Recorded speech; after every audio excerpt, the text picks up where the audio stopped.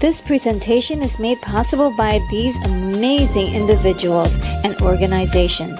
Whether it was through Patreon, Super Chats, Super Stickers, or by watching, liking, and commenting, I really appreciate each and every one of you.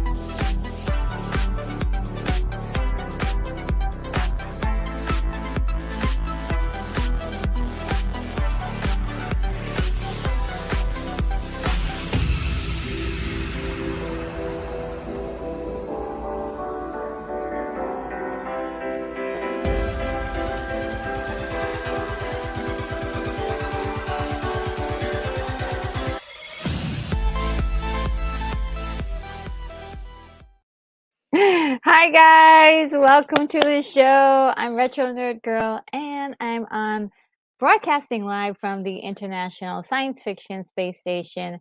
And this is going to be one heck of a show. I'm so excited, guys. I'm so excited. We are going to be watching today Heavy Metal 1981. It is one of my favorite movies. It's one of my favorite animated movies. And um, let's just get into it. Let's see what you guys are saying in the chat. But before we do that, um, guys, if somebody could remind me about the time that we're going to watch the film to put up the banner. I always seem to forget that. If you guys can remind me in the chat, that would be great because it wouldn't make sense to put up the banner now because we're not quite watching, but it's the pregame, I guess you would call this. Let's pregame and I'll check out what you guys are saying in the comments, getting everybody excited for this. Yay! All right, Botanical Brother is first up and says, "My girl Tarna in the house." Yes. Oh my God. She's so beautiful. I love her. And Adam is here and says Tarna's music theme was composed by Elmer Bernstein for the movie Saturn III. And this is correct. It was rejected and edited out of that movie, but was also was so good Bernstein reused it for this film, and I'm so glad he did. Yes, it's so beautiful. What a great score. And William Blake Hall says, Adam, that was a great story. I recall Elmer Bernstein clear back to To Kill a Mockingbird. And of course, everyone knows him for the Magnificent Seven. Oh, and that's a great bit of information too. Thank you. Thank you guys. Information right off the bat. We're getting nerdy. I love it. And Unicorn Rampant Studio is here. Hello, how are you? And says, good evening, RNG and heavy metal fans. One of my all-time favorites, So Thrill. Oh, great. We're in an amazing group of people here who really love this movie. And let's see, Adam says Elmer Bernstein's complete score is available on CD from the Film Score Monthly Soundtrack label. All right, so that's pretty cool. We can all have access to it. And let's see, Adam also says Bernstein also scored a little movie called The Ten Commandments. Yes, we all know that movie as well. What a classic, incredible movie. I can't wait to review that movie. I'm not sure if I do I have a copy of that? I should have a copy of that to do a watch party, but that would be a really long watch party, wouldn't it? Also, let me know if you guys can hear me just fine. Let's see. Uh, I think you guys can hear me fine. I haven't seen. Um, Let's see. I haven't heard anything that you guys can't hear me, but I hope you can hear me fine.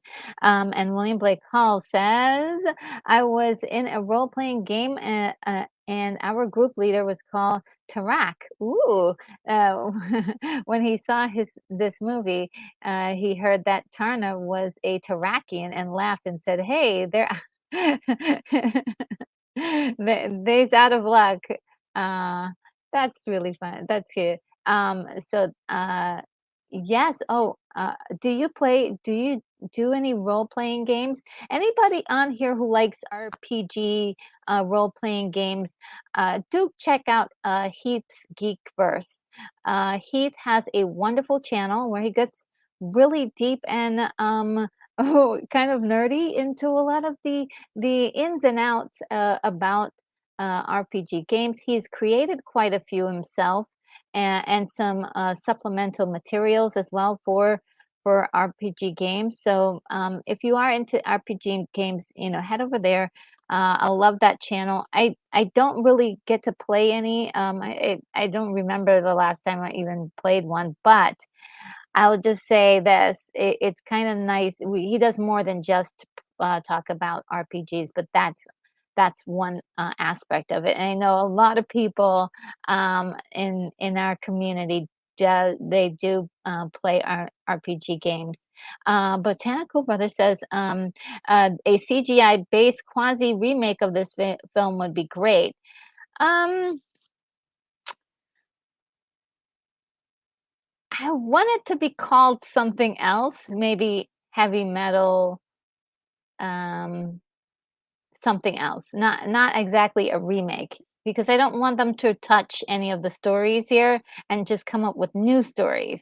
Is really and a new idea, a new fabulous idea that ties all the stories together.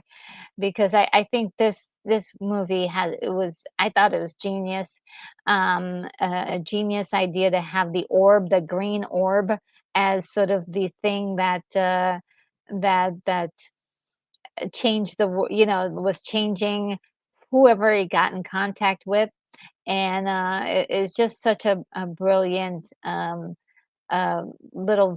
they had all these wonderful little vignettes of stories, and just it was great. So I do want to see more, but I want to see like a new thing, not a remake. And I think with the Tarna in particular, there was at the end hope for another. There was another Tarakian that emerged. So I would really love a movie fully just about that character, and that would be super sweet. Um, and like, or even something like the rise of the Terrakians or something to that. Like, I want to see, or a prequel, where the Terrakians thrived. And William Blake Hall said, "I have to think about a remake. Some vignettes I like more than others." Yes, yes, yes. For me, I do love them all, but and I know in the beginning I only really liked the last one as like my favorite, but as I grew older, I love the other ones like just as much, because they just I just saw more storytelling in them, as it went on. And Jack says, "Hello from Texas. The Ten Commandments 5 really stands out in Dan chapter. Knew a lovely lady at the Wren who went by Tarna." Oh, really? Interesting. Tarna. And William Blake Hall says, "Greetings, Jack. It's good to know that Tarna caught on a little. A friend, um, a friend says he knew a girl named Deja, and as in Deja Thoris of Barsum, but it only seemed to annoy her." Oh, Um, yeah, because if people are not really calling your name the way they are supposed to, kind of, yeah, it kind of makes you feel bad. And Keith E says, "When I got here, I saw all the cars outside, and I think someone's driving a Wiener mobile. That's here, not sure. Hello to everyone." Okay. A Wienermobile. Let's see. Well, they do sell wieners at the concession, don't they? Let's see. Um, and Keith E says, "I was reading everybody's comments, and you people are way too smart for me." So true. So much information. And William Blake Hall says it might be more accurate to say that we're haunted by memories. Oh, that's so cool. Let me see if I can catch up, because I think I'm a little behind now already. Let's see. Um, I'm gonna skip over a few. Just wanted to say hello to Brogu. Hello, Brogu. And let's see.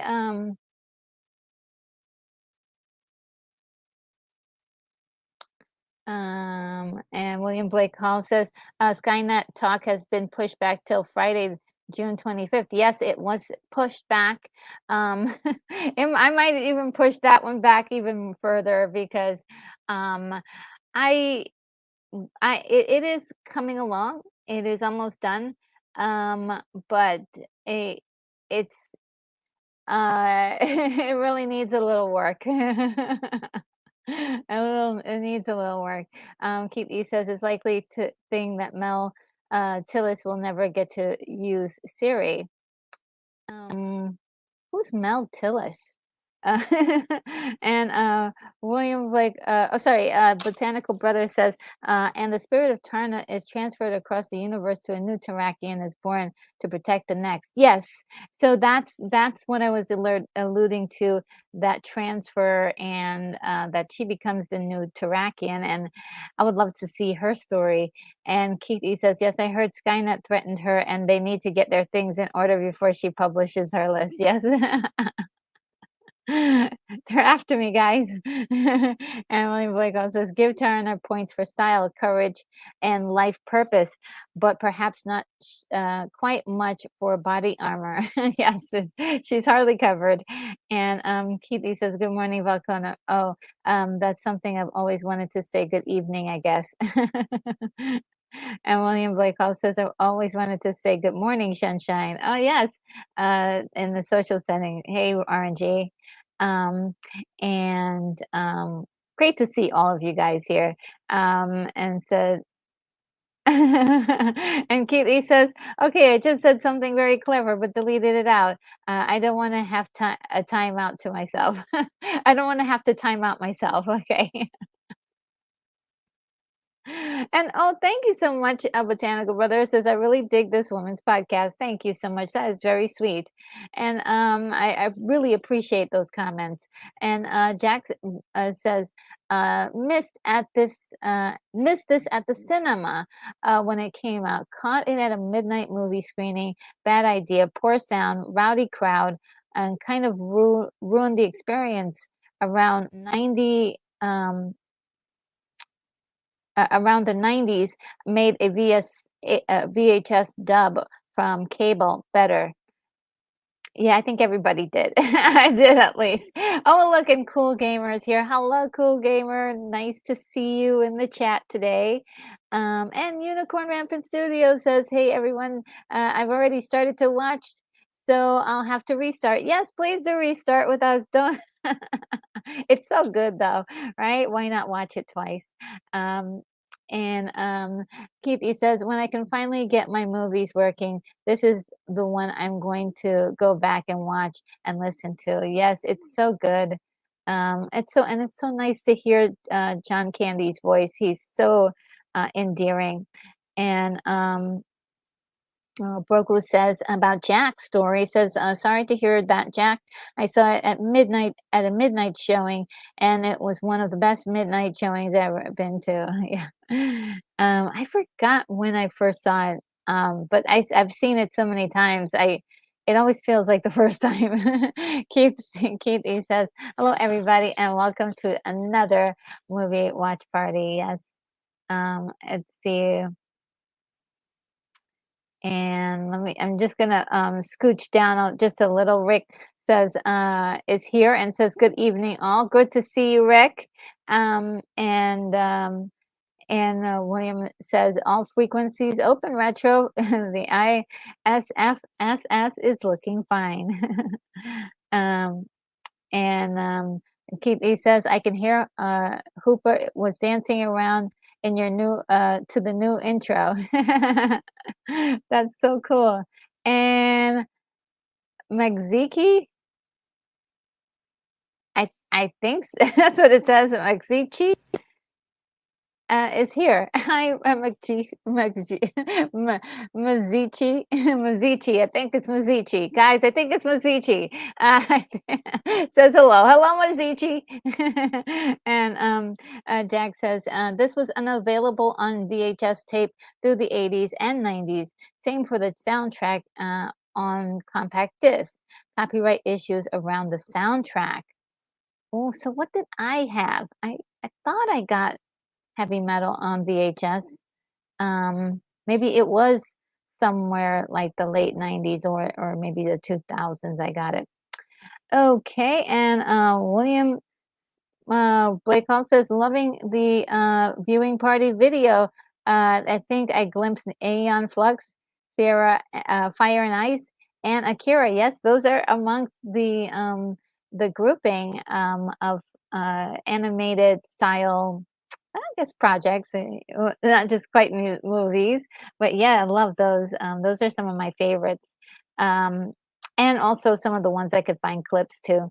And Botanical Brother says, RNG, uh, one of faves also. Oh yeah, oh great, you liked this is one of your favorite movies. Okay, I'm gonna zoom a little bit further down. Rick says, "Just got my copy delivered an hour to spare." Oh my god! Wow!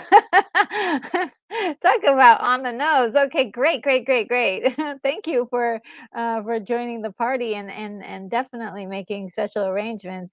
And William Blake Hall says, um, I usually save mine till the end, but I will be like 19 as I need to head out soon." Oh, okay. Well, thank you very much. Yes, and that is definitely for everyone who is watching this. If you're, supporting this kind of content, please do hit the like button, and YouTube will push out some of my videos here. And Botanica Brother says, "Working in a Coal Mine" by Devo is my favorite track on this film. Oh, that's really cool. And Unicorn Rampant City says, "The other Devo song, we're through we're through being cool, is not on the soundtrack. I think it's the only song in the movie that's not on the soundtrack." Oh, really? I didn't know that. And William Blake Hall says, 40 years ago, I played a variation of the science fiction RPG Traveler. We called it Sky Venture. Ooh. And Unicorn says, it's the bar fight scene, one of the best scenes in the whole movie. Oh, yes. When I saw that as a kid, I was like, um, that's crazy cool. I was glad that it was a cartoon. I was very, very glad that uh, glad that it was a cartoon. Um, and Josh Herrera is here and says, "Happy Saturday, Retro and everyone." Oh, thank you so much. So good to see you. Hope you're having a wonderful day and enjoying yourself. And let's see. And William Blake Hall is having fun with the Lochnar Ooga Booga. And let's see. Let's see. Volcano says, if this movie will be redone, you won't be able to identify the protagonist anymore, as entertainment purges beautiful women. Oh, I hope they wouldn't do that. Let's cross our fingers. Let's stay hopeful. Keith E says, when we played role playing at work, they wouldn't let me play the part of the angry hotel guest anymore. Oh. And Botanical Brother says, my sister snuck I and my brother out to see this film. It scares me. It scares the blank out of me. Oh wow. Um, uh, and Rick said,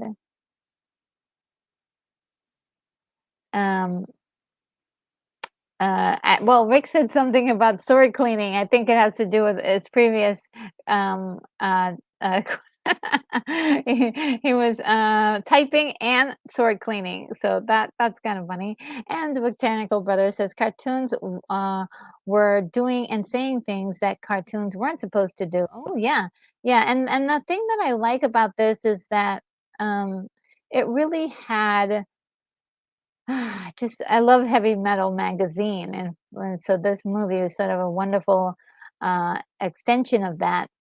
And the thing about this movie, it really wasn't really trying to say a whole lot um, um, that was gonna wreck your life, or wasn't gonna like change your life, but it was sort of like showing uh, things in an interesting direction, showing like hypocrisy and it just showed so many different things and this like I compare this I've done a comparison on my review of The Fifth Element, how I feel like these worlds are very connected, not just for the Harry Canyon scene in the movie, but there's also a lot of commentary in that movie about more like moral like a moral about life and how life is important. And in this movie, it's more like how morals can be twisted and turned into evil. And the orb, the Lochnar, is causing all of this in this story. But um, Eh, are we left to the fate of an orb, or can do we have control over our own emotions and our own future? Do we control our fate? Is the fate that we make our own, or is yes, exactly? Can we have control over our fate? Um, and Unicorn says, LOL, don't confuse naked with beautiful. Oh, okay. I'm not sure which one this is. Uh, Mechanical orange is absolutely good. Oh, that's really sweet. Thank you. And and Paul Wash is here who says, "Woohoo! I made it. Heavy metal isn't in my top 10, but this is seriously underrated this is a seriously underrated landmark film. It is. So happy to be here with RNG and all you like-minded retro aficionados. Yes. Oh gosh, yes. That is if we can take that message and put it as a plaque on this channel. Yes, this is what we're here for. Um and let's see. And Adam says there's an in joke during the segment. Den sees the people worshiping below him and says, "Wow, right out of the Ten Commandments." Yes. And Paul Walsh says, "Heavy Metal" by Sammy Hagar, veteran of Psychic Wars, are my favorite songs featured in this movie. Awesome. Oh man, Sammy Hagar. Unicorn says, "I've been listening to the soundtrack all day." Really? Wow, you're ready. You're revved up. That's what I should have done. Okay, that's what we do tomorrow. I'm gonna be listening to the soundtrack tomorrow. And Botanical Brother, wow, thank you so much. $5 super chat. Thank you so much. Great podcast choice. Orangey, thanks. Oh wow, thank you. And let's see if I can find a nice thank you for such a wonderful gift. Thank you. Um, Here we go.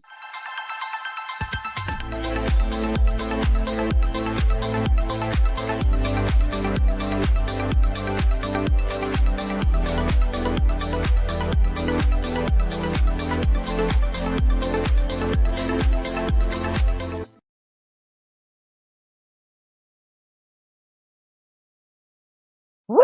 I love that song. I was like, I love that song anyway. And Unicorn says, "Nice, Botanica. Yes, very nice job. Thank you. I appreciate it so much. Wow, that's great."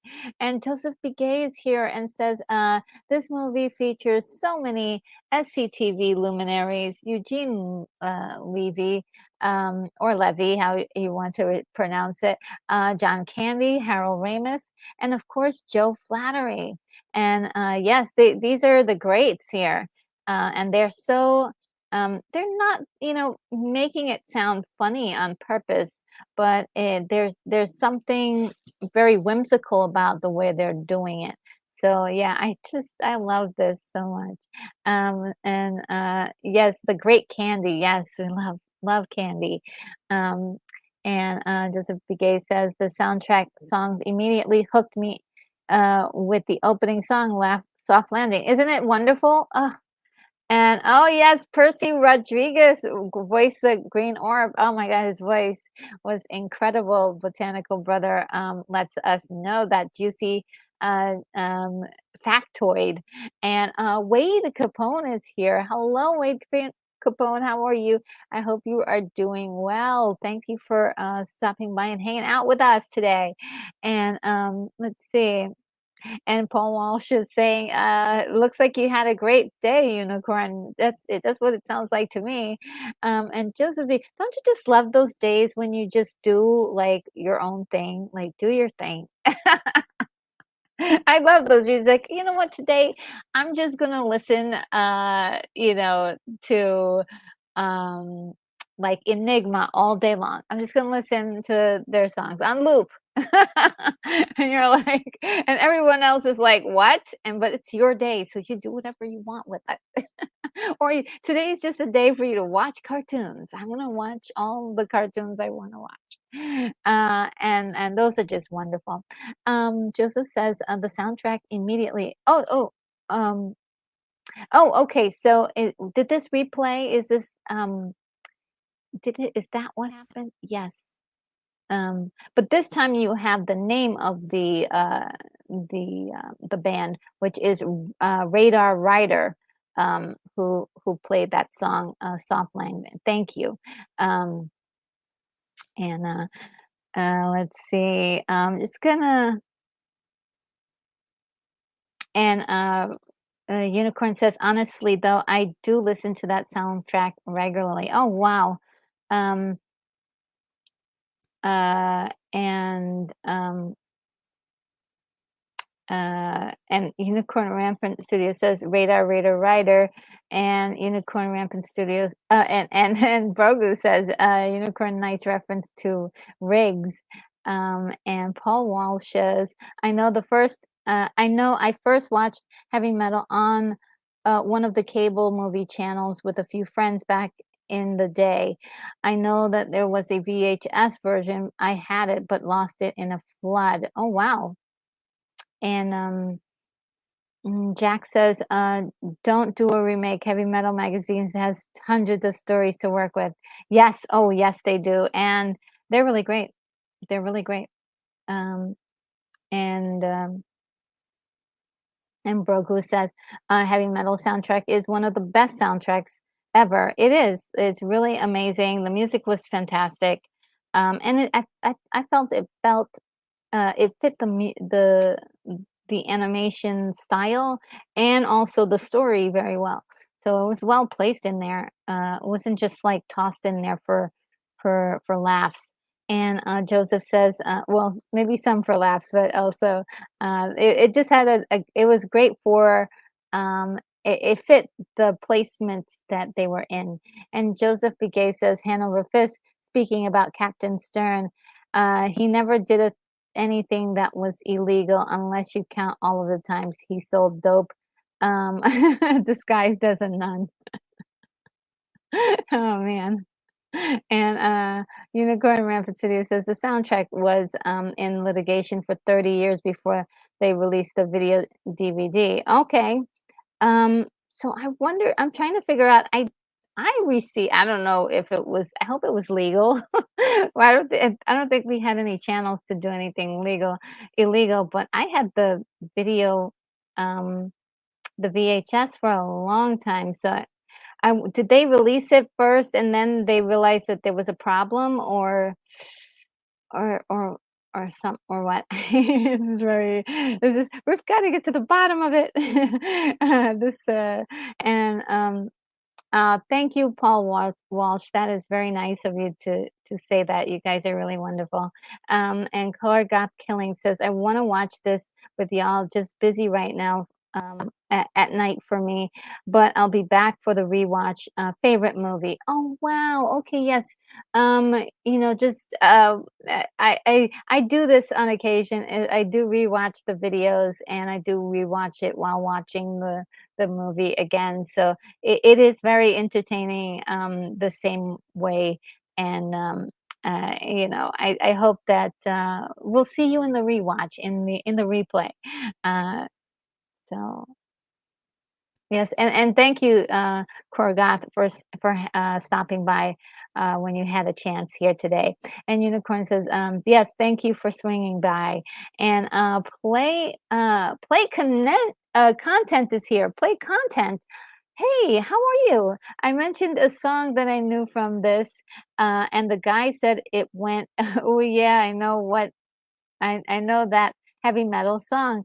No one ever felt more seen than I did then. Oh, that's actually really nice. And Jack says, it was available on VHS. Oops. It was the movie digital that was the hang up. Oh, okay. Ah, okay. That makes sense. Because I did have the VHS and I was like, when did I get this and how did I get it? I could imagine going through back alleyways in a trench coat, like trying to get like, like hope nobody catches me. And William Blake Hall, the voice of the Lochnar, Percy Rodriguez, was also in the failed Gene Roddenberry pilot Genesis 2.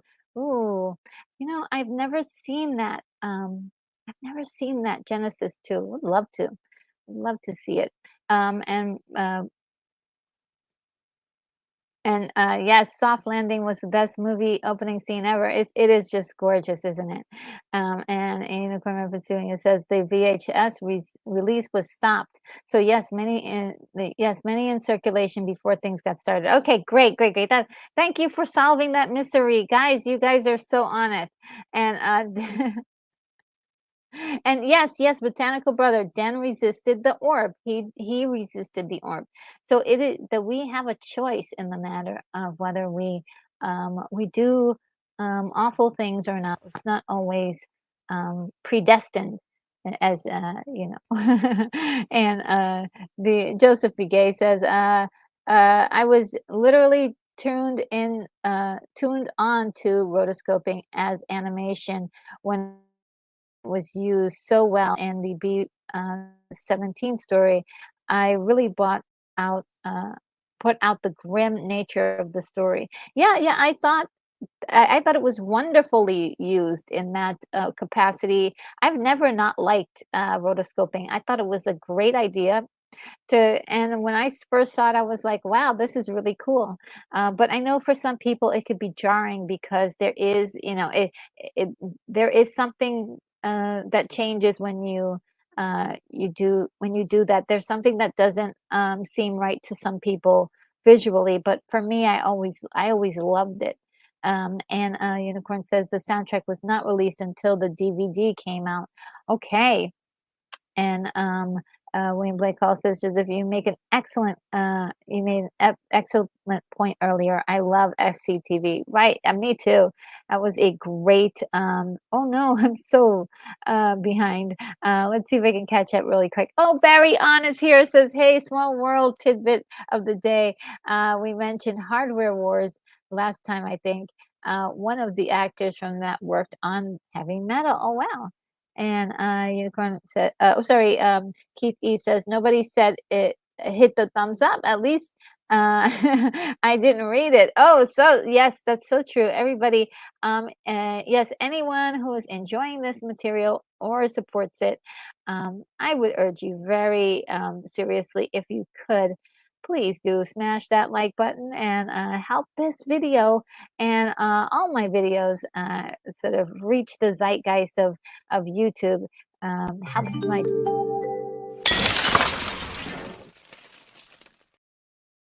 Thank you guys. And Unicorn Rampant Studio says, RNG, you were hovering at 15 minutes behind. Yes, okay, I'm catching up. I'm catching up.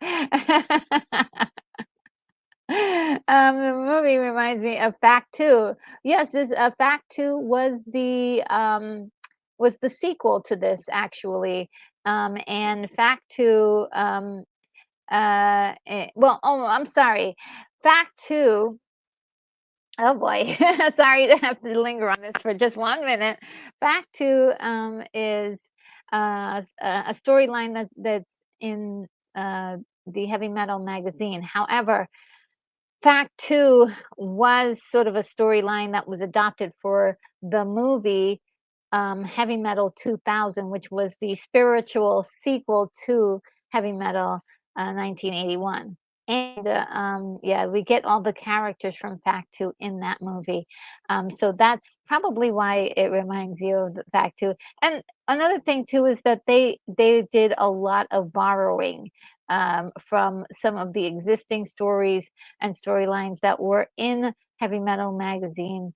They because I think there may have been some issue um, with their with copyright, and so they did maneuver some of the contents. It may have not been too far to think that Fact Two inspired this, but I didn't read that. I read that it was another story about a young lady who was very very much a warlord, or what would you call her, a war.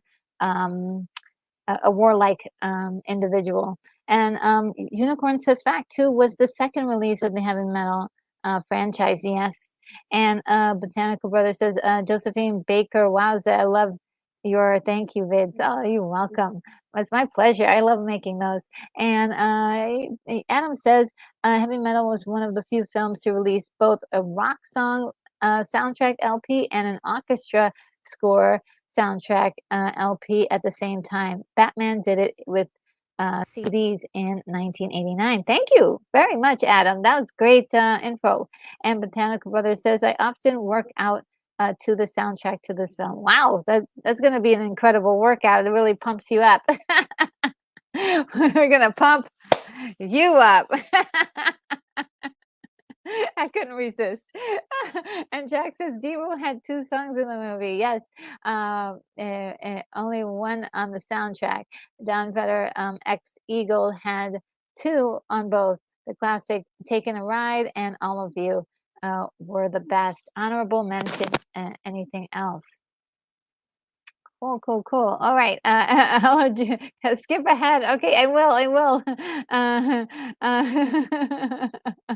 And Botanical Brother says Elon Musk states that he was inspired by the launch of the Corvette into orbit after being inspired by this film. Yes, he was. Kitty says, time to ask with Sergeant Shell's real last name was Hint. Um, Oh, not sure. Unicorn says, yeah, it's for me funny considering the first character to die is the guy in the car. Yes, I wasn't hoping to just in case there was anybody watching, I didn't want to give anybody any spoilers just yet. But there you go. It's not gonna ruin it. It's not gonna ruin the story. Botanical Brother says Captain Stern, very funny segment. Yes, and Adam says Cinemax was to pay cable, the only pay cable station that played the film until it came out on DVD. Oh, yeah, I probably saw it a million times on there. Paul Walsh says, uh, okay, and just responding to Botanical Brother, and Government Cheese is here and says, hi, I watched this movie for the first time when I was 16.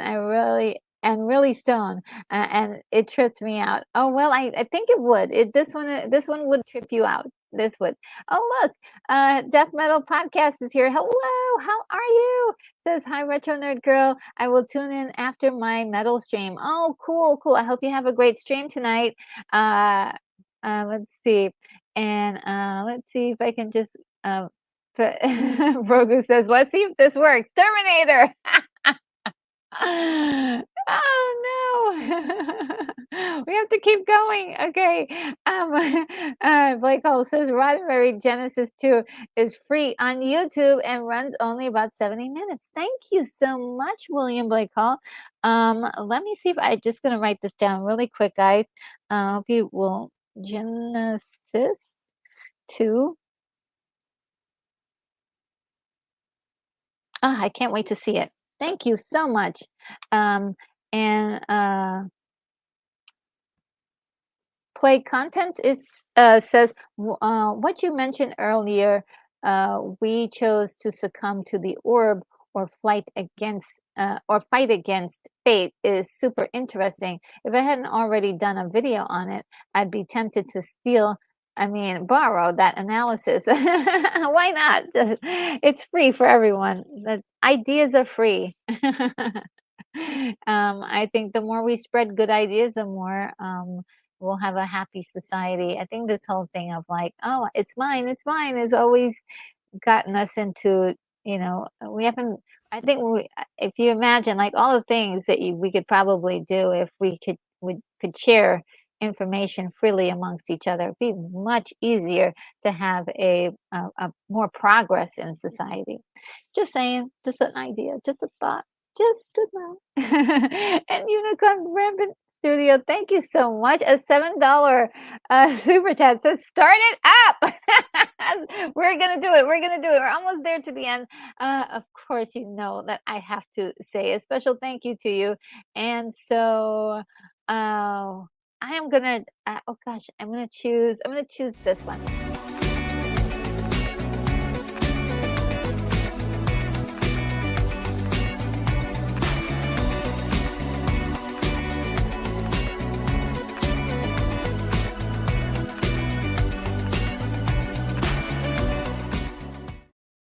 Oh, that one's so cute. Just so cute, so cute. And Josephica says, bring in some more members and get this movie started. Okay, yes, we're gonna get started. And I'm gonna fast forward if scooch down a little bit.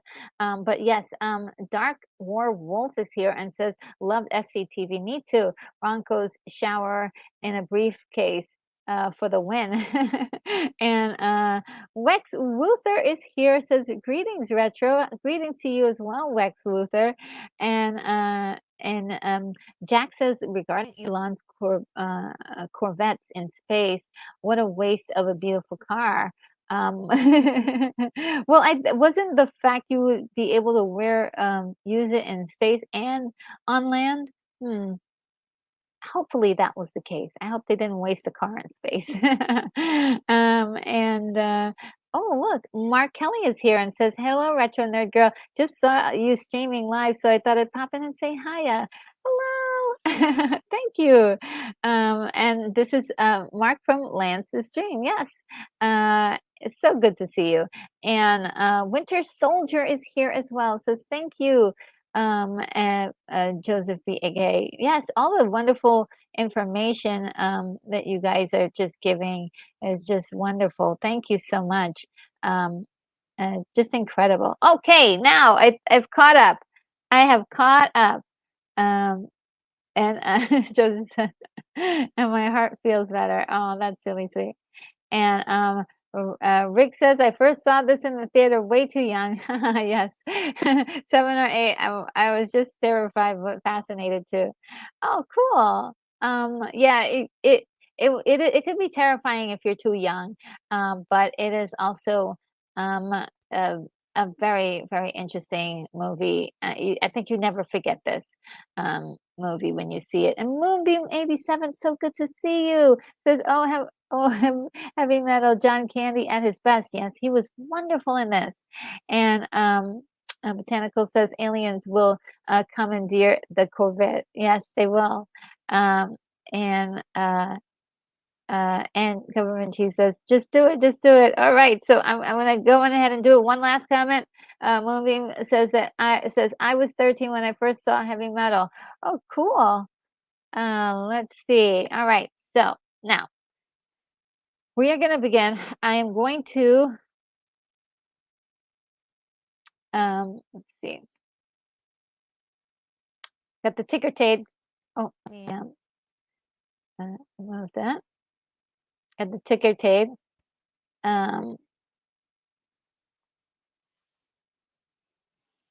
And before we get started, I just wanted to say a little bit about the movie. We all have were informed a lot by the chat. This is Heavy Metal 1981, rated R. So just letting you guys know, yes, this is a rated R movie. This is also a movie that may have some mature content, and I really wanted to let you guys know that if you have any little ones or anything and you've never seen this movie before, that is part of the content is going to be mature stuff. So rated R. So I will definitely, make sure that you guys always know that before any of these live watch parties. So, you don't expose anyone to anything that they shouldn't see. As well, some of the comments in the chat may be a little bit mature as well, and maybe I might say something that's a little mature. So just to let you know that we are definitely a little bit more mature today on the channel. Um, just because of the nature of this particular movie. Um, Now, also, just wanted to uh, mention, let's see. Um, wow. So just to let you guys know, there were a lot of directors in this particular movie. We have Gerald Potterton, John Bruno, John Hallis, Julian Harris, Jimmy T. Mukakami, Barry Nelson, Paul Saleba, Jack Stokes, Pino Van, um, Pino Van Lamsersweed. That's one for you, and Harold Whitaker. The writing credits. There's a lot of writing credits. So we have Daniel Goldberg, Len Blum, Dan O'Bannon, uh, let's see, Richard Corbin, Bernie Wrightson, uh, Angus McKee, and Mobius, Jean Girard, which is really cool to see him writing as well as he created the characters for the segment to Arna and uh, a lot of the scenes there too. Um, Now, as far as the cast, um, we have a lot of people that are doing voices in here, and we named off some of them, quite a few of them. One is Don Franks, Carol Semple, Richard Romanus, Susan Roman, Al Waxman, Harvey Atkin, of course, John Candy. We mentioned Eugene Levy, Joe Flaherty, um, um, Roger Dumpass, and there's like one more name that I wanted to mention for this. Um, Alice Payton. And yeah, there may be one or two more names I missed, but I think that would cover it really well. And so let's set us up with the visual here. I'm gonna try this. I really like this setting the last time, so let's see if that will work. And the little picture there, and our timer.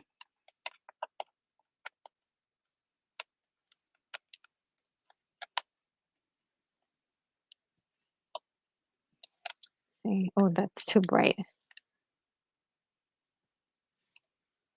Ah, perfect. Perfect. Okay, guys, a few things. Um, you may see me on occasions sipping on this, my meal replacement drink. I did not eat dinner today. I know it was a really hectic day, but it wasn't too bad. So I may be sipping on that or either my can of Zevia ginger ale. So that might happen during the watch, and I don't want you guys to, like, "Shit, what is that? What is she doing over there?" I also have an auxiliary computer over here. Yeah, over there. and I can, on occasion, take a look and see what you guys are saying sometimes. But if things are really happening, really big events are happening on screen, I'll probably be glued to watching the show. So just gonna let you know that in advance. If any new people come about and they leave comments, just let them know that I will be checking the area over there infrequently.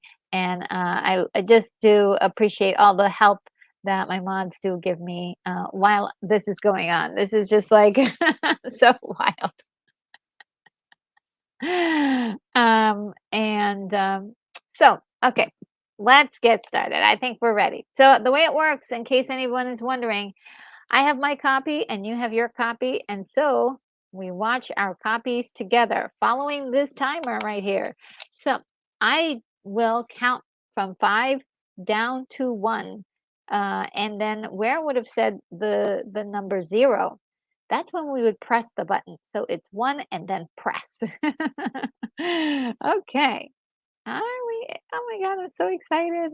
Uh, all right. So 5, 4, 3, 2, 1.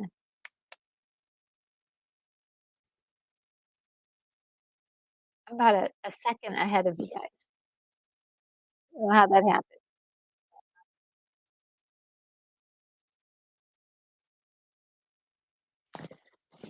Adjust this so that way it fit. There we go.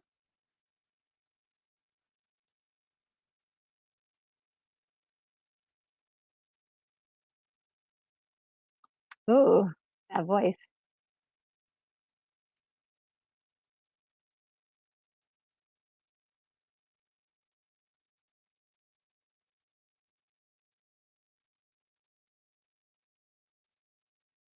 Ooh, that sound.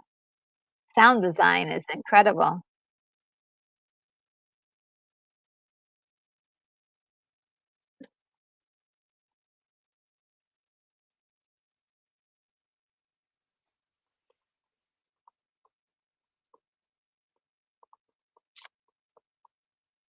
I just love how excited you guys are. Ooh, yes. I love this part, it's so beautiful. And the music starts off really, really spooky, right?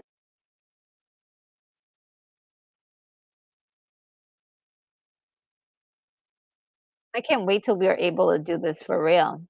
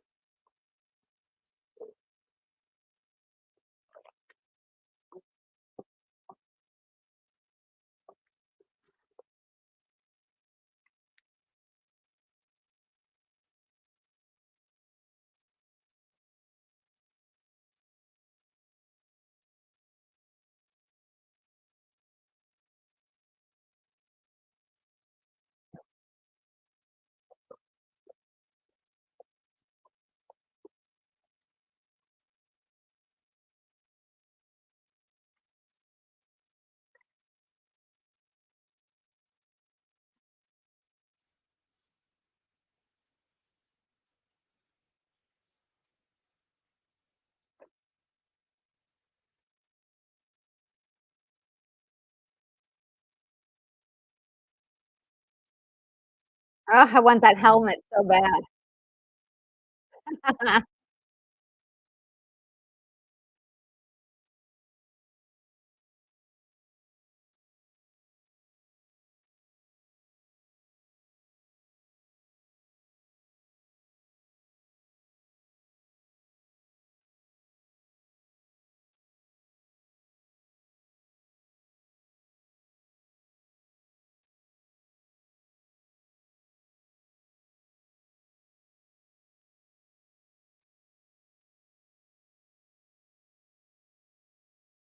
Oh, that is so cool.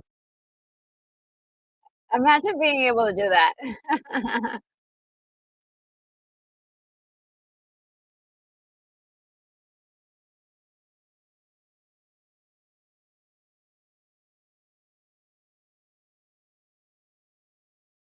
He's one heck of a driver, I'll tell you that.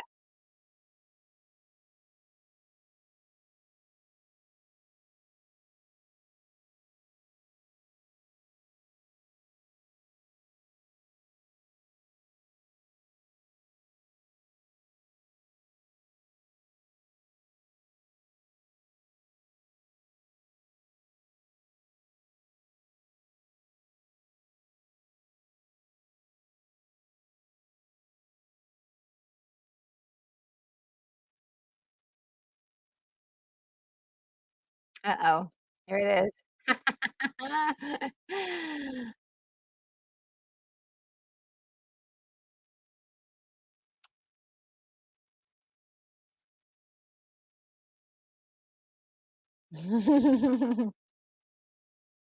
Oh, here's that beautiful score. Isn't it beautiful? Uh-oh. When something is glowing green, you might not want that's my sign then, like, "Oh, no. Oh, no." It just, like, vanished his entire body.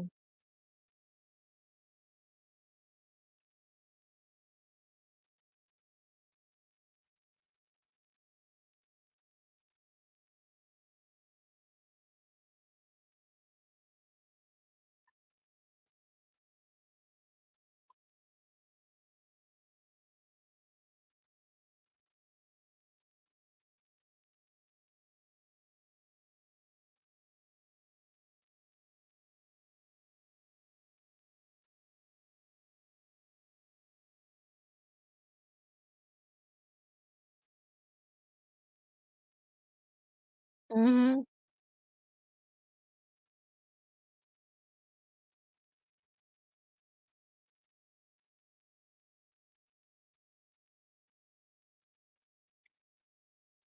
They're digging up, uh, to see if there's anything there.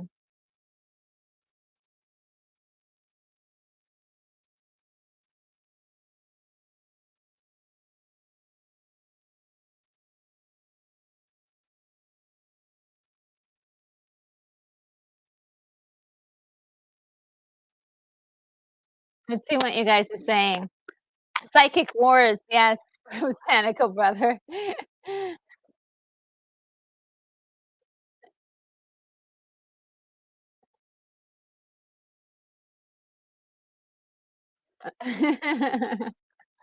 Oh, no.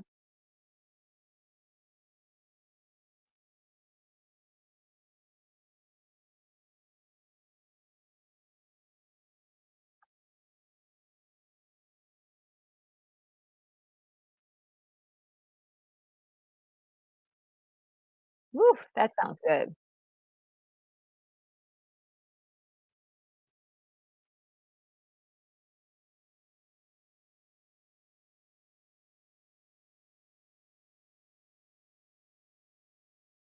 Yep, this is the, Harry Canyon section.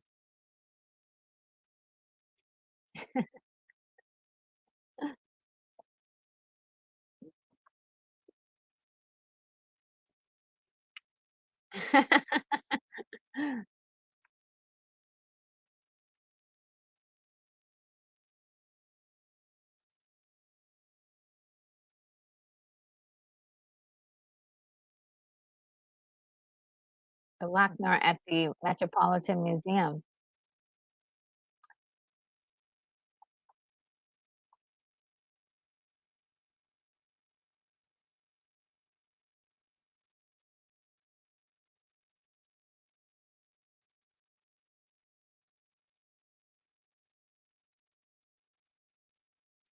Oh, wow. I forgot about that. That they turned the UN into low-rent, housing.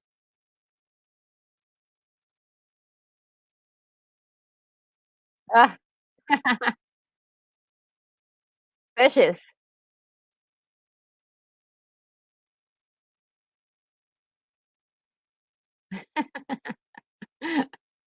I love that.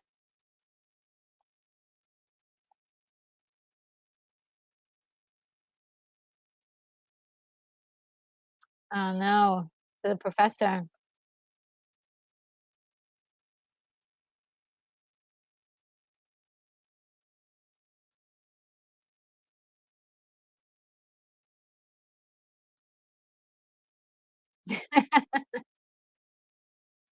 I love these accents, they're just, like, over the top a little bit.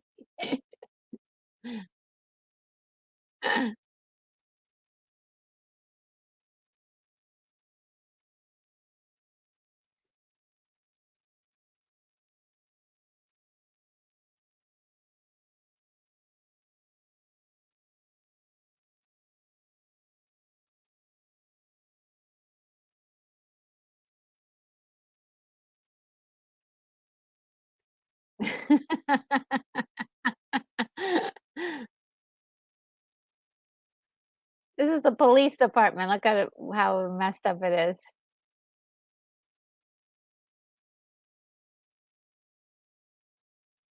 Woo. Just so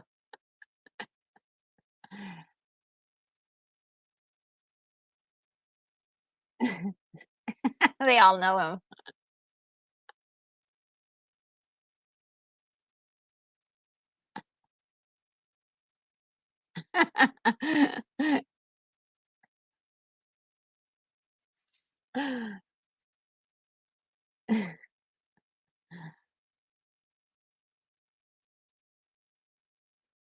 Hey, it's John Candy.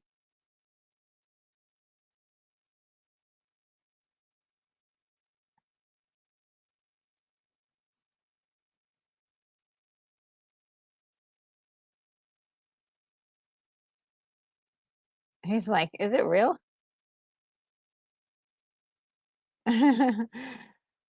So in this world, you the the cops can't help you.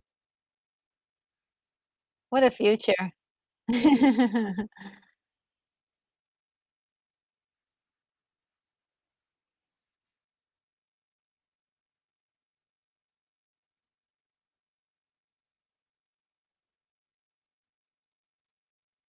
Oh, this is such a pretty song.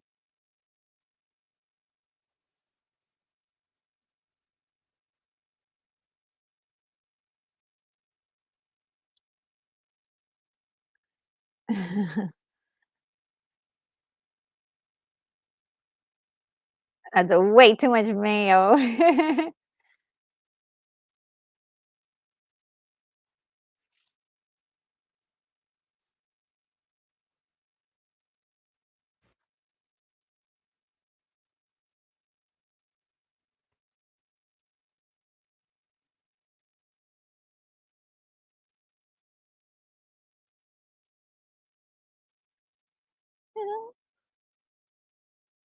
I wanna sing along to the song.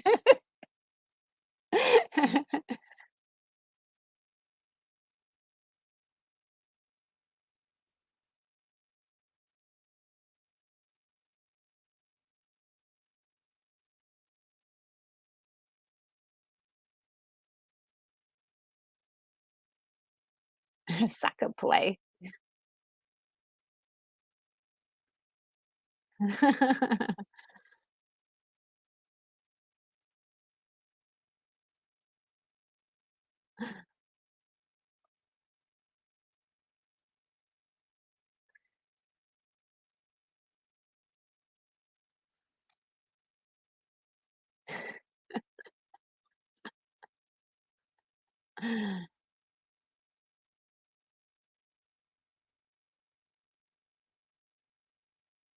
That's hilarious.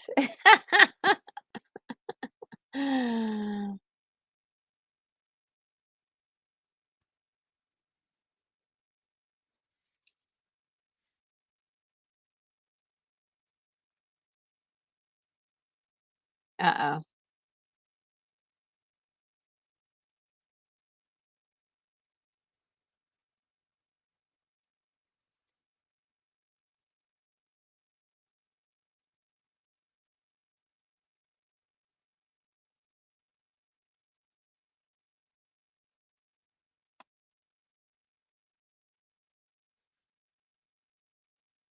I think the cops were working for the mob.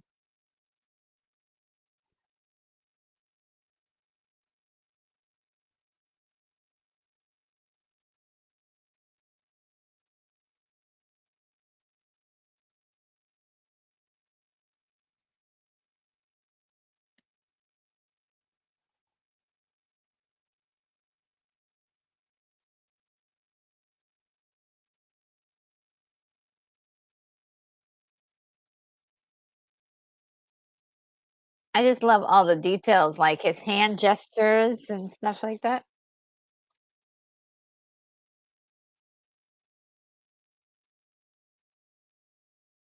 Disrespectful.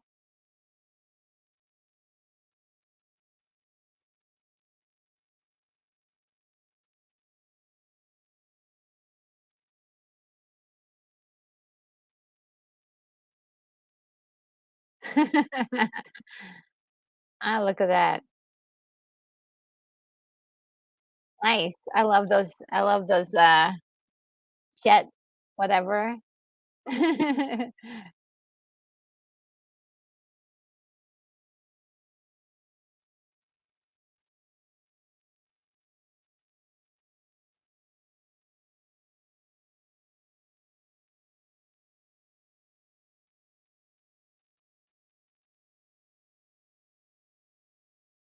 That's it. So you need to meet female acquaintance at certain time and place. Ah, I love that.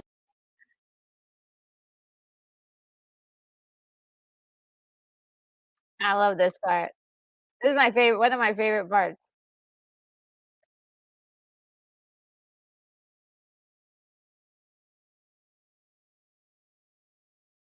Dang.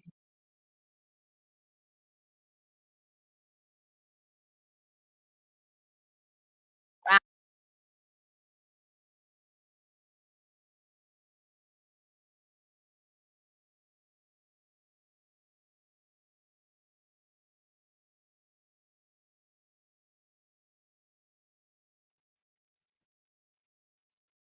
so beautiful. I just love all the artwork, the backgrounds, it's just so gorgeous.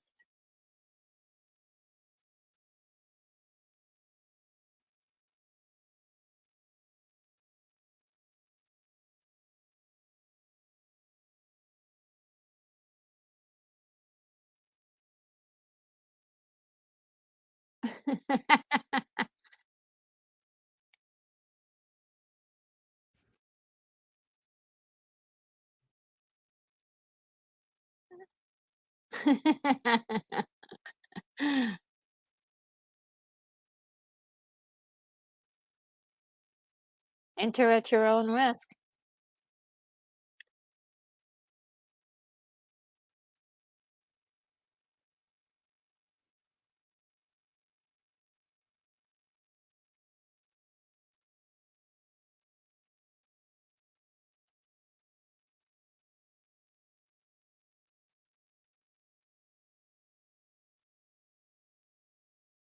A very simple exchange.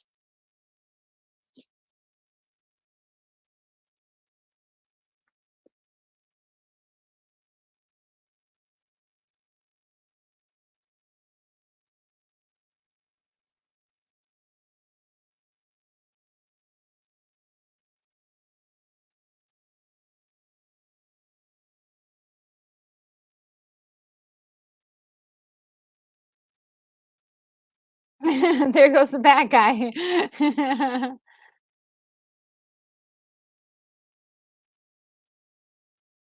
I love how the bridge has that green glowing light at the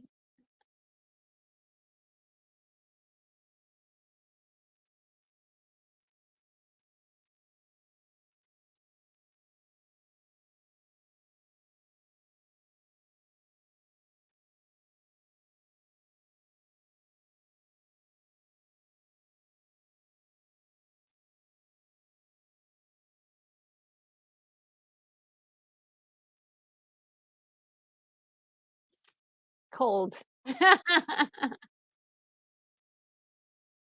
Yeah.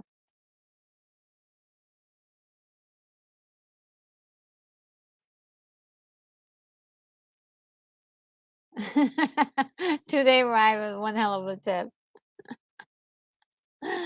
Yeah, she was probably gonna kill him. You can't leave evidence, right?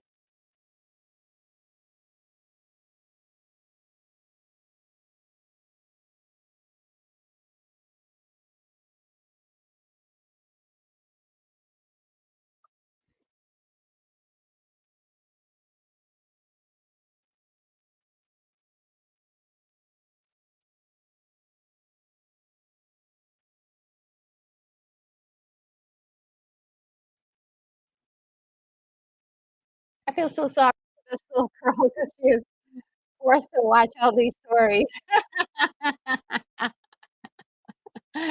But, it's more scarier for her, you know what I mean?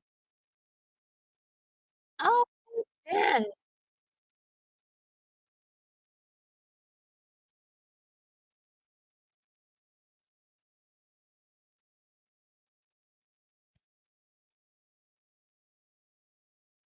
See, this time, the orb doesn't disintegrate him when he touches it, so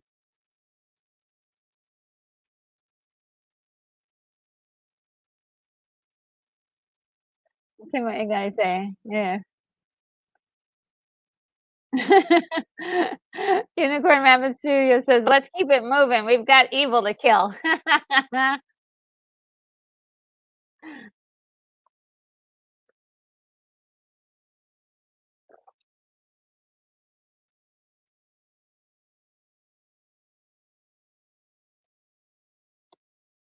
How scary would that be to fly through the cosmos naked?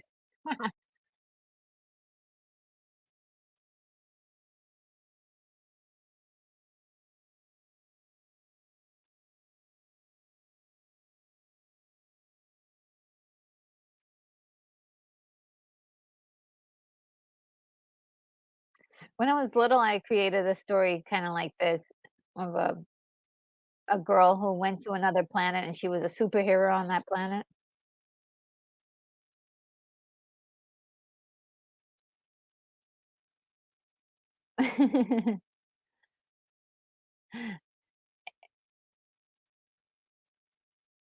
That is so cool. There's your Ten Commandments reference. Ooh la tech, ooh la tech.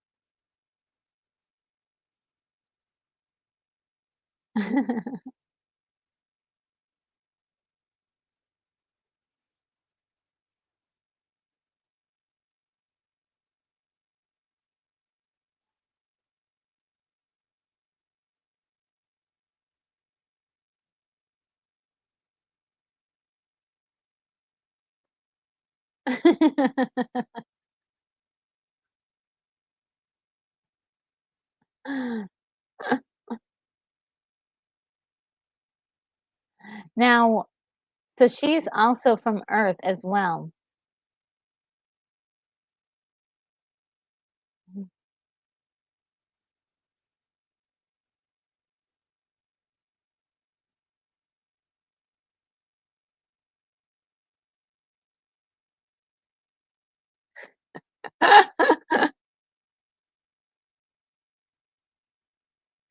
I think John Candy's voice in this particular scene is so perfect because it kind of it exemplifies, like, him being a kid in a man's body.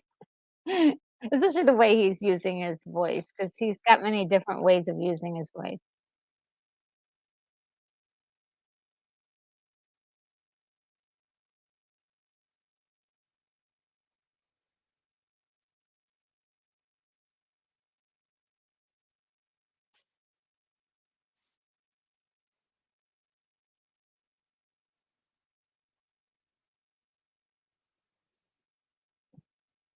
Look at Art, he's just like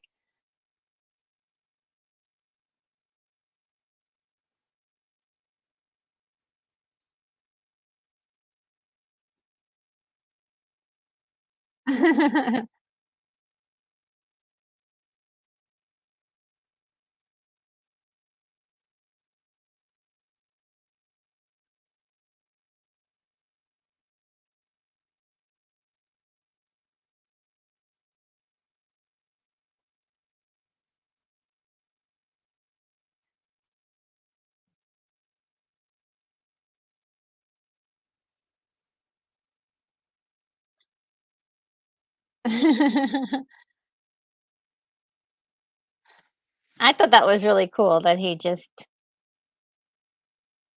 healed himself. Got magical powers sometimes.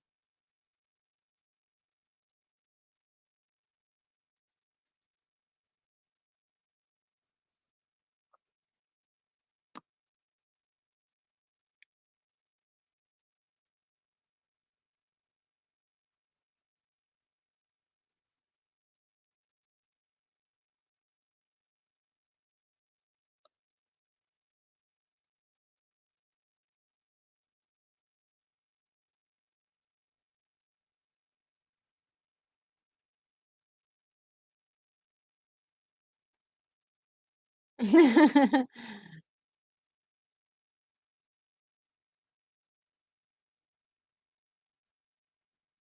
think what you guys are saying. Oh, Sin Havoc is here. Hi, Sin Havoc. How are you? And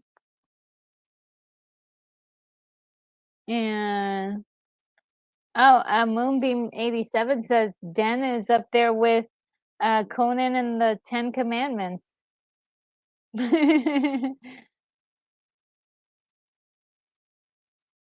And Adam says the animators must have had a great time animating naked. Yes, I think so. They were enjoying themselves, obviously.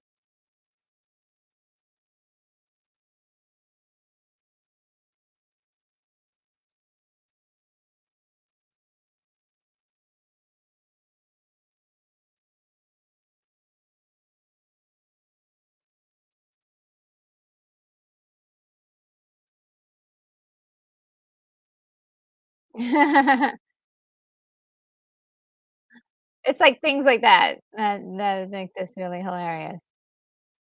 Holy moly.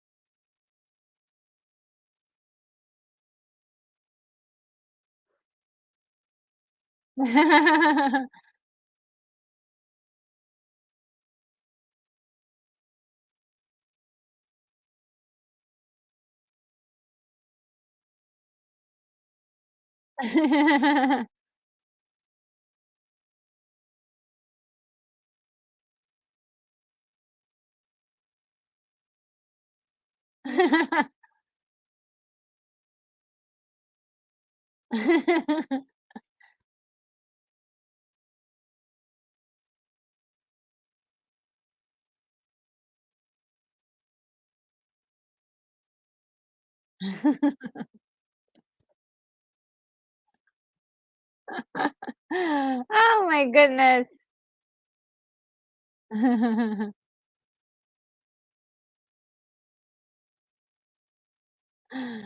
Oh, man.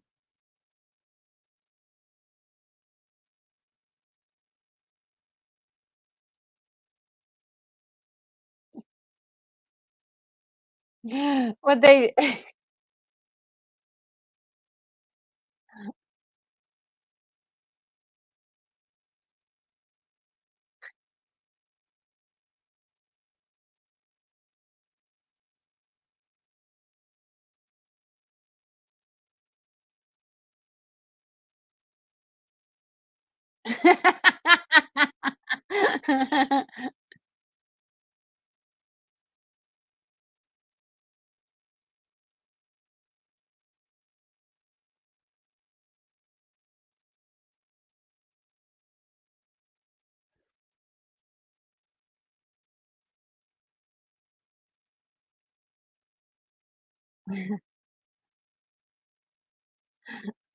Oh, man.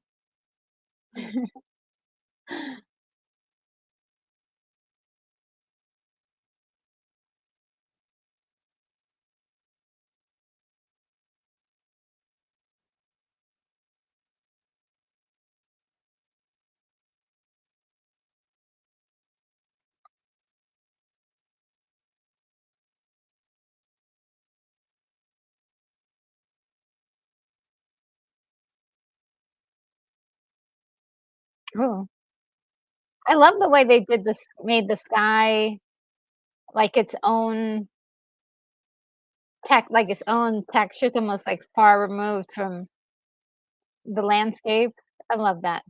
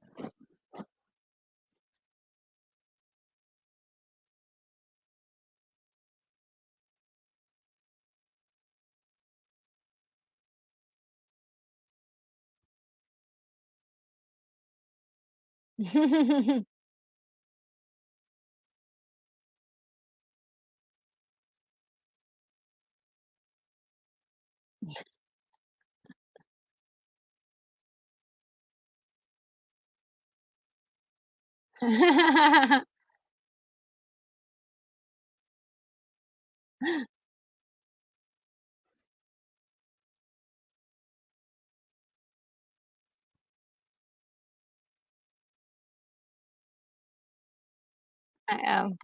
Uh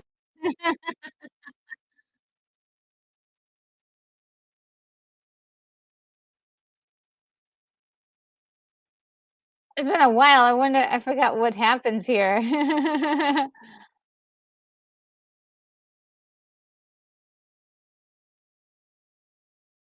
Oh,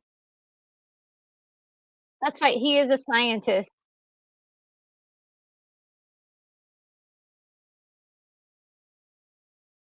Ooh, destroyed them both.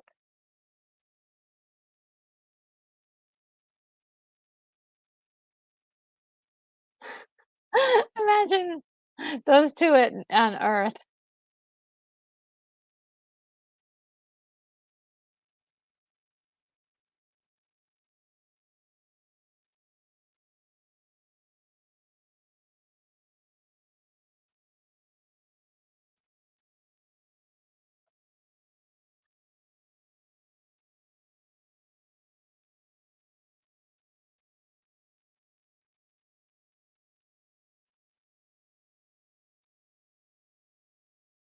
Ah, I love this story so much. It's a little bit, like, immature, but I like it. See, and, oh, Botanical Brother says it's like the sky backdrops in, 67 Spider-Man animated TV series. Oh, I didn't see those. Um, yeah, I haven't. Moonbeam 87 says she was probably a librarian or on Earth. Oh, maybe she was. Oh, this is really great. This one is great.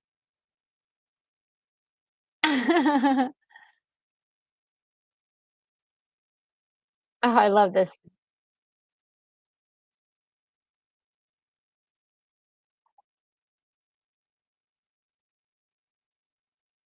Mm, have a little bit of the stevia. Ooh,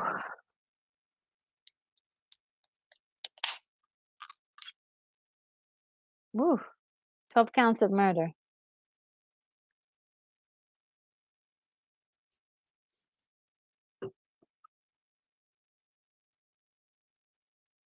Oh, wow.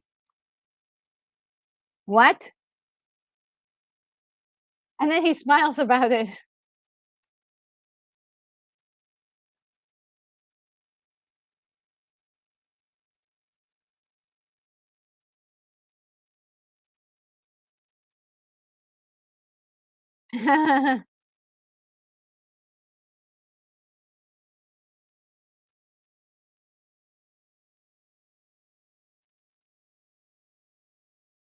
His lawyer is just like,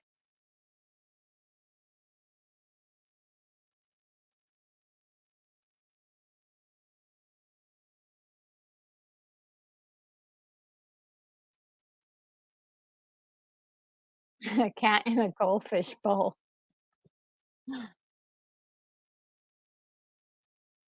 And over fist.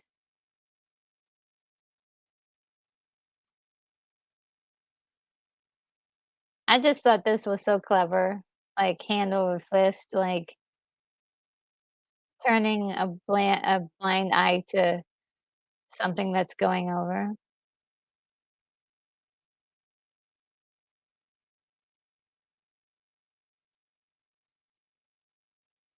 for money, for money.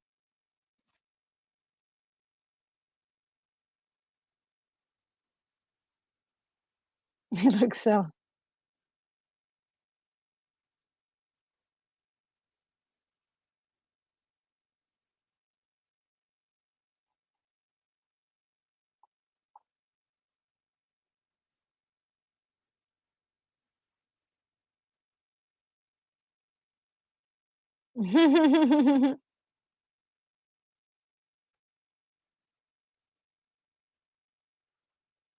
It's a cup filled with the very cream of human goodness.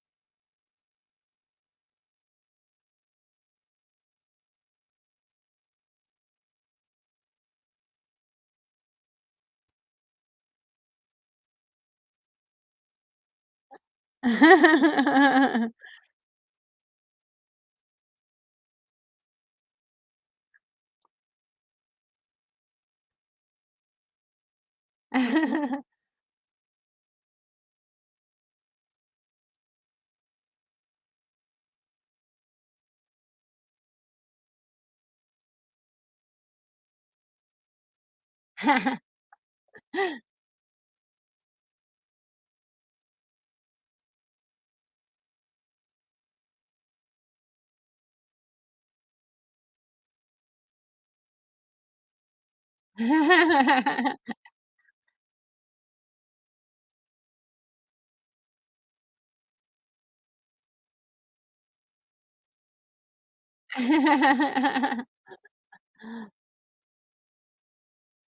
love that. He turns into a Hulk.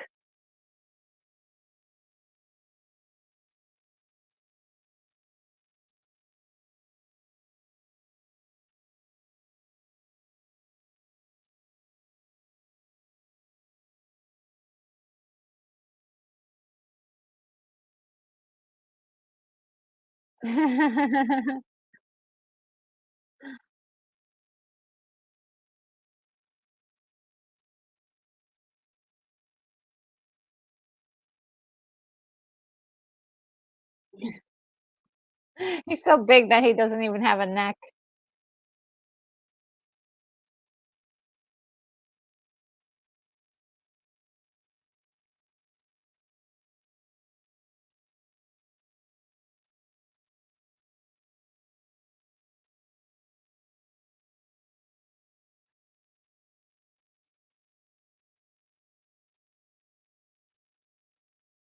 Wow.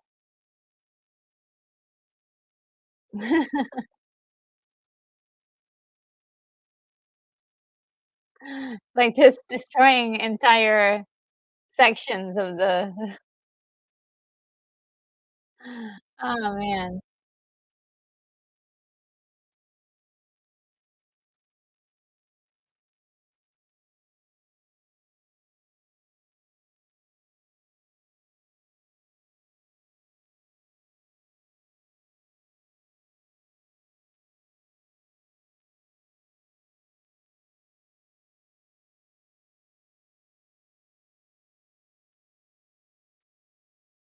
I love how the music is such a big part of the storytelling too.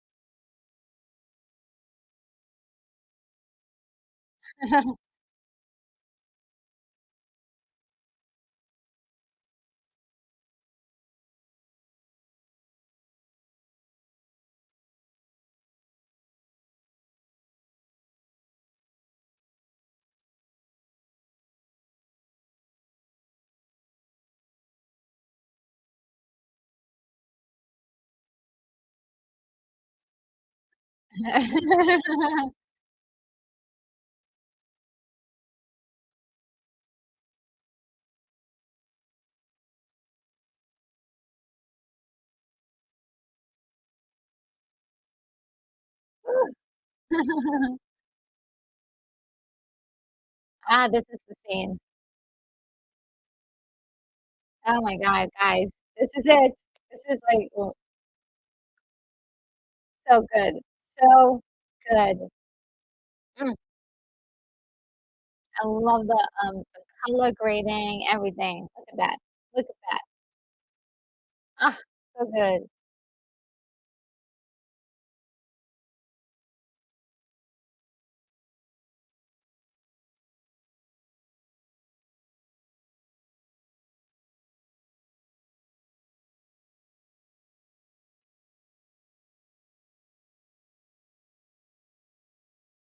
Oh, boy.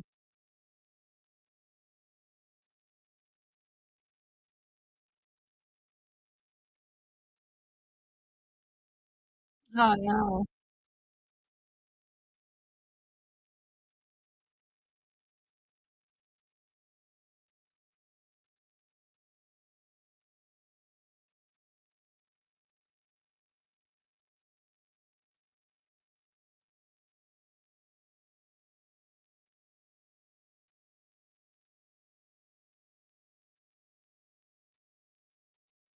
Pacific Pearl.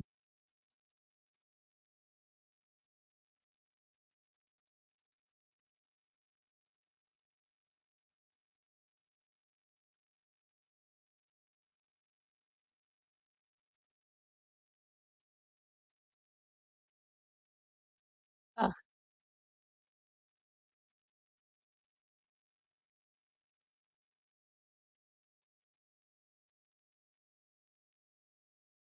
oof.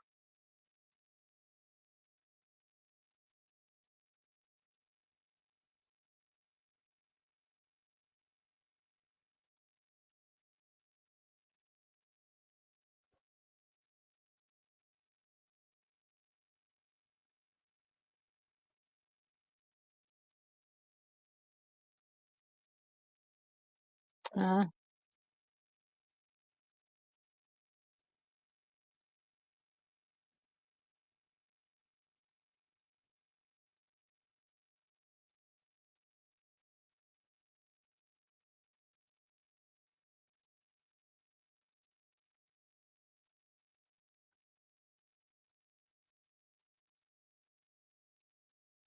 Ew.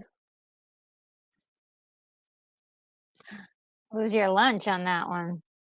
Ugh.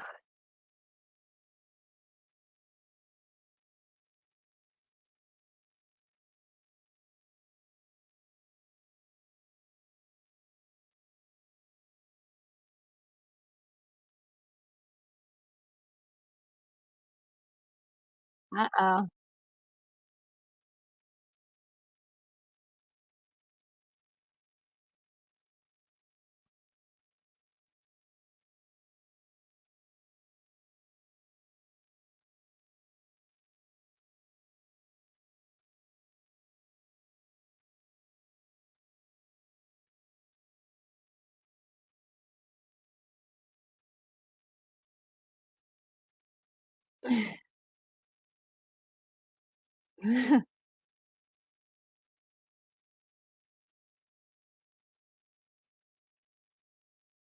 I always wondered why it didn't affect him. Like, why didn't he go, like, or the other guy? 'Cause may I know that they were alive. Oh, that advances the situation, right?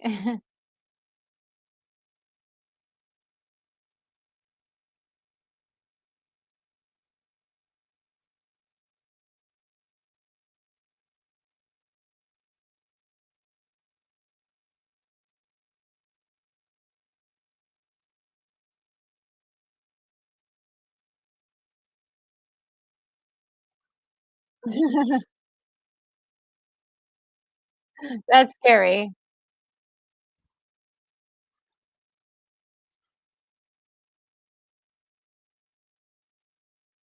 Don't go back there.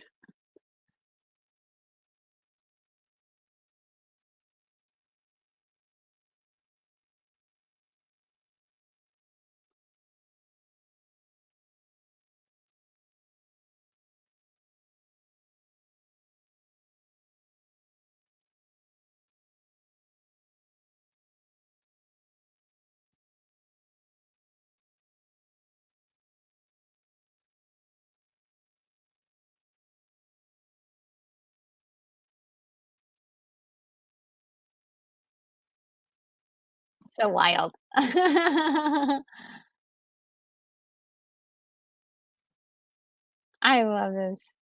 It's, like, spooky. I don't like zombies, but the way this was done in this is very, um, I don't know, why I liked it, why it works for me.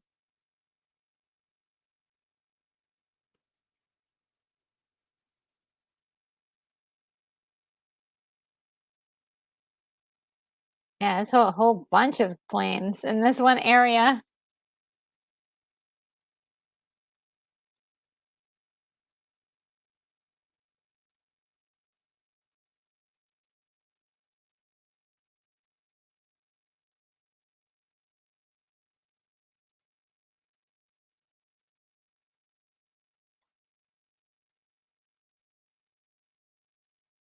Ah, the iconic scene.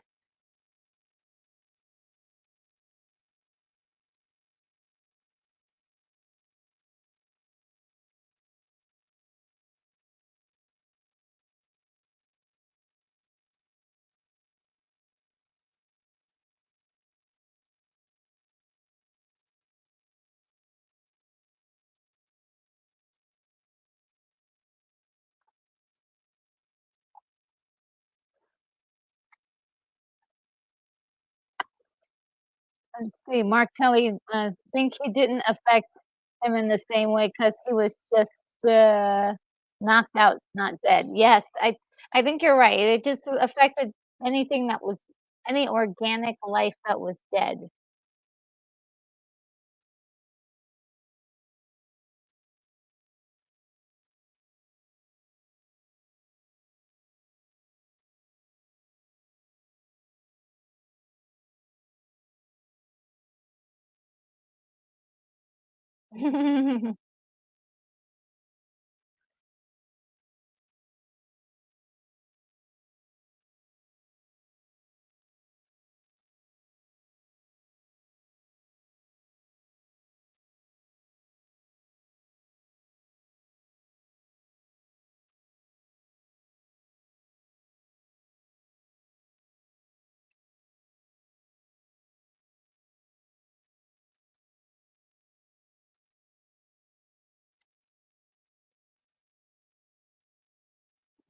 Harold Ramis.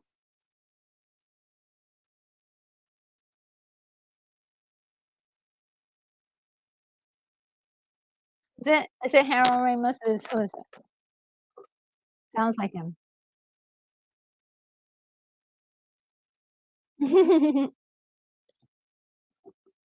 Oh, I love this girl, she's so cute.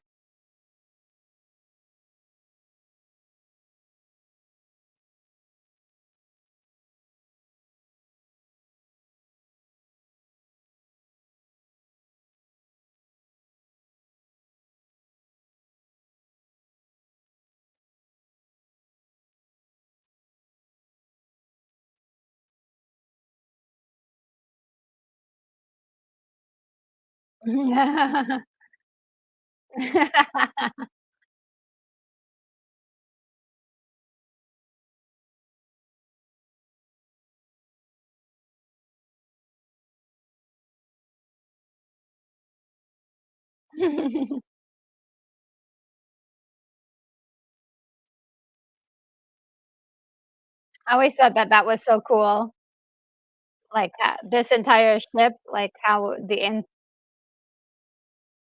the interior.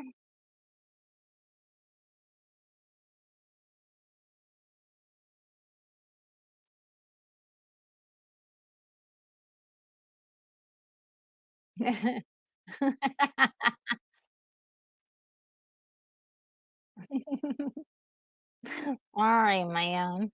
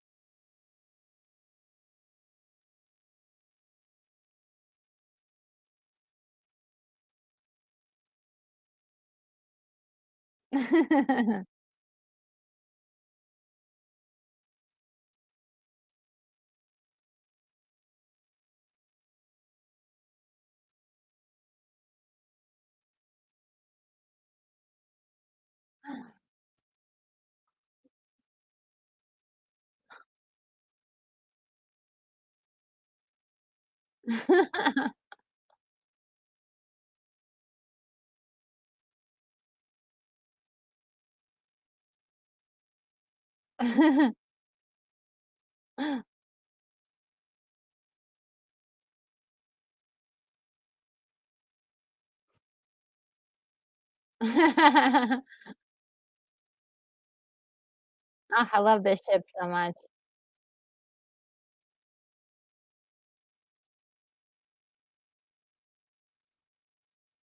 I thought it was computer generated, but it's not? I I thought for sure I was like, "For sure this is computer generated." It's not. According to, like, what I was trying to research and they said it wasn't.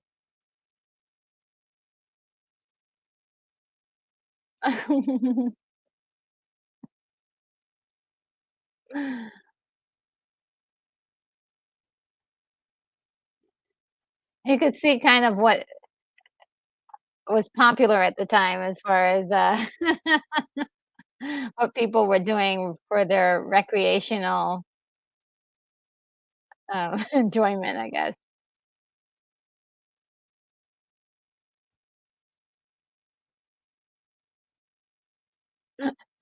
Oh, man.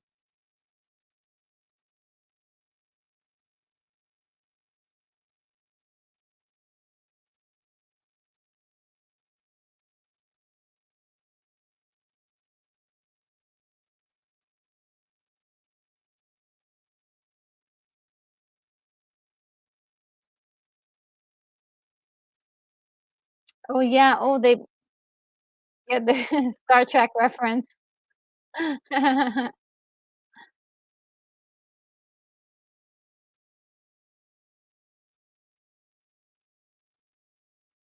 So what you guys are saying. Joseph says, "Nosedive." Uh, yes, Adam, yes, we saw it, right? The Enterprise.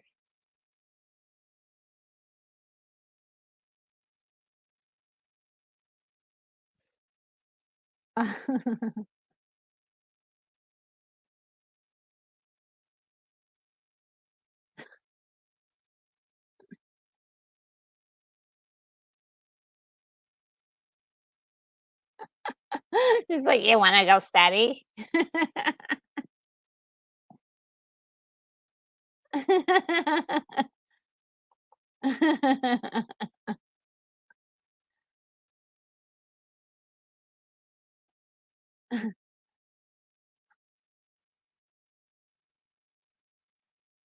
Oh, man.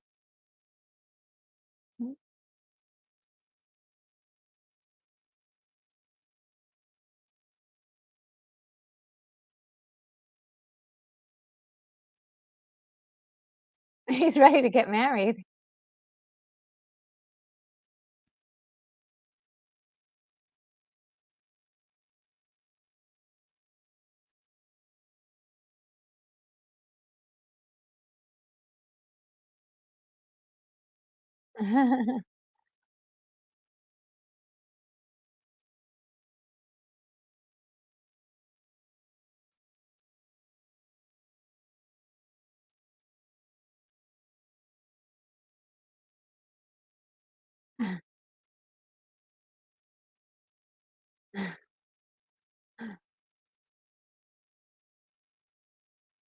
I love the animation for all this, like, unique, like, space city stuff. Oh, so cool. Martians are people too.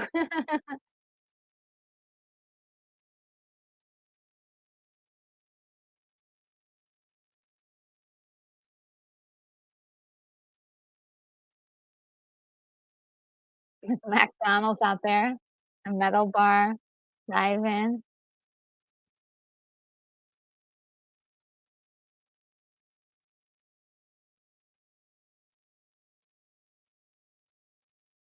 That's right, they, like, practically crash. Ah, they're so ju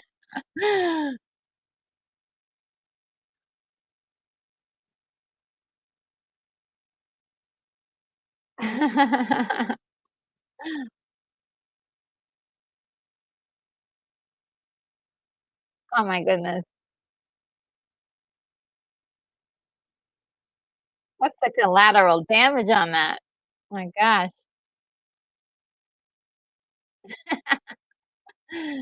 So cute.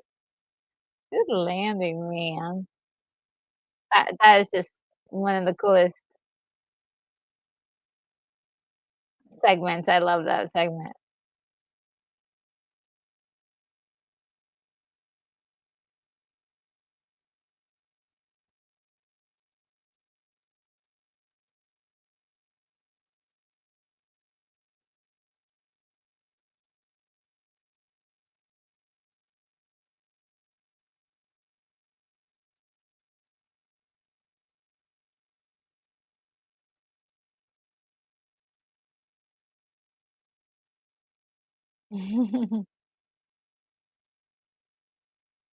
Ah, love this story.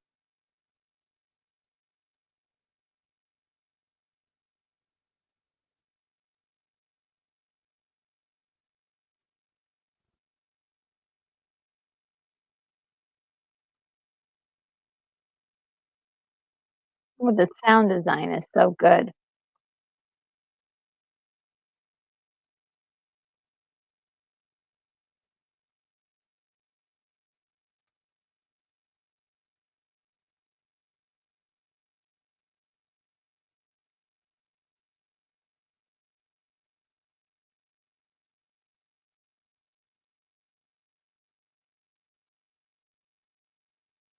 Some world out there, the cosmos, humanoids.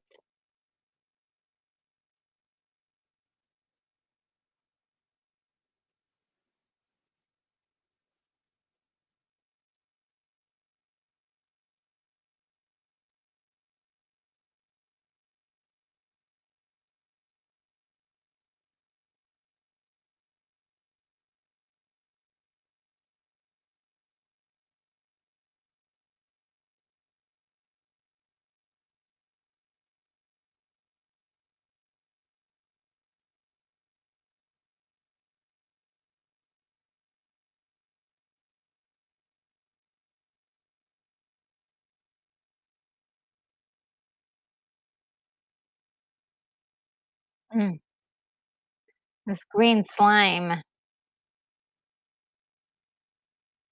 reminds me of the slime that was used in, Ghostbusters 2, the evil slime, remember the evil slime guys?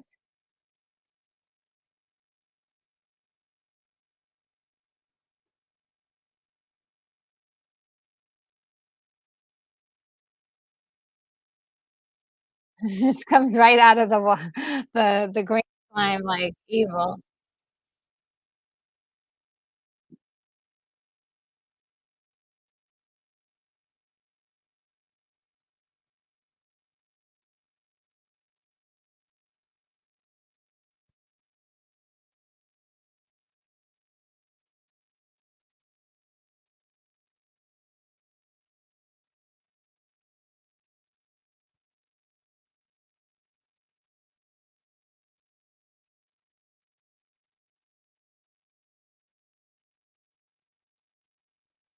This is a big battle. Oof. Ah! Oh, it's pretty insane.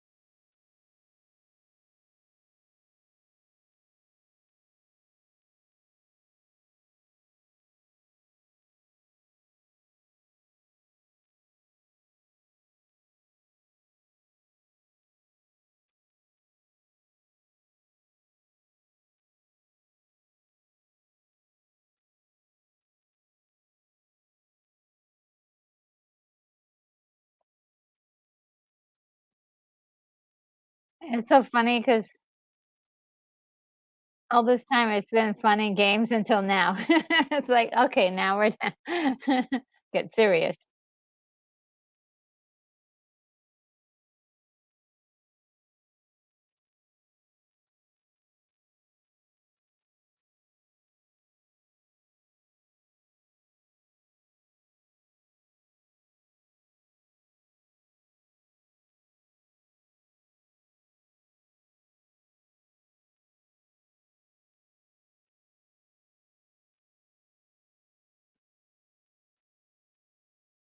Tana.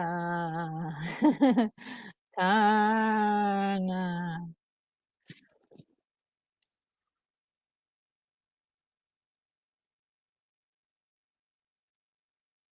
They should have been doing that a long time ago, though. It's like, "Let's talk about it." "No, no, no, no, just let's Tana now." Discussion over. Oh, no. He's just a kid. Oh, no.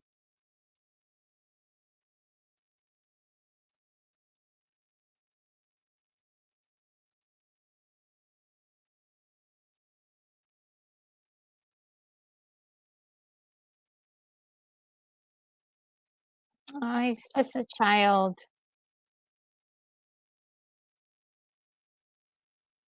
That transition was crazy good, though. Like, that was insane. I love that transition. I always feel like my heart's always aching at that moment, and then it's like, "Whoa, cool transition." It's just so wild. Turner is heard the call.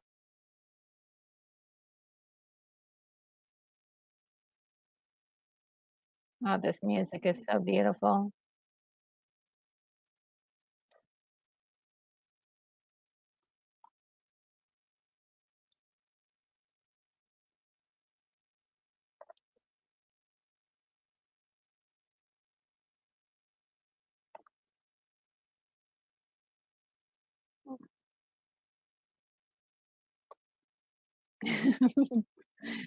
That thing is making the noise that that thing is making.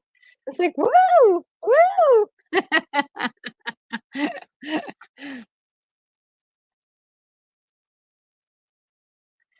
Let's see. Joseph Piquet says, "Transition from the scene when the boy dies in the landscape was a good move." Yeah, it was incredible. Like it's like, whoa, really takes you by surprise. Um, oh, Unicorn Rampant Studio says that it's reminiscent of a world of pure imagination. Yes, it has that fantastical feel to it, doesn't it? Yeah, soaring heights, that feeling of like flying.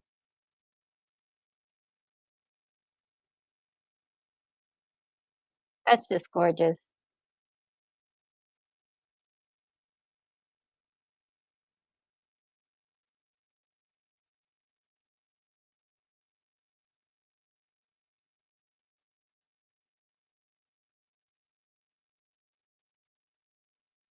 I always love this part when she does the swim. Where was she hiding all this time? That's what I wanna know. Where were you, girl?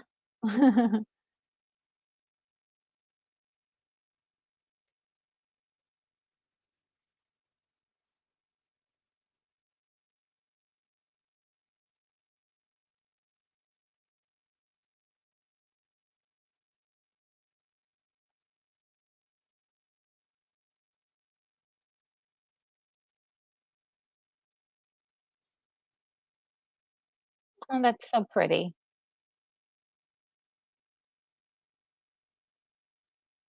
I like the fact that they took their time with it too. Like, they didn't, like, try to speed everything up really fast, fast, fast, fast. The carpet matched the drapes.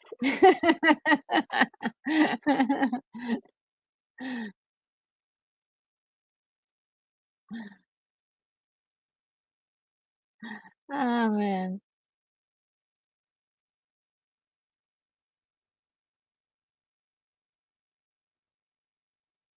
Okay, I think I do love this part where she's putting on all the stuff.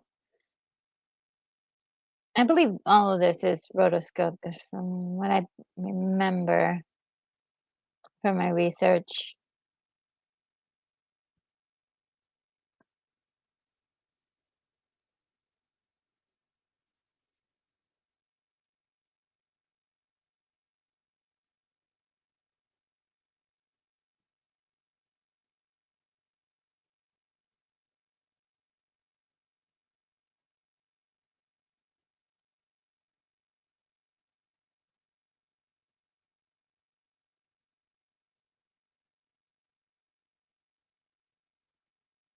It's the tiniest of costumes, right? There's not much to it.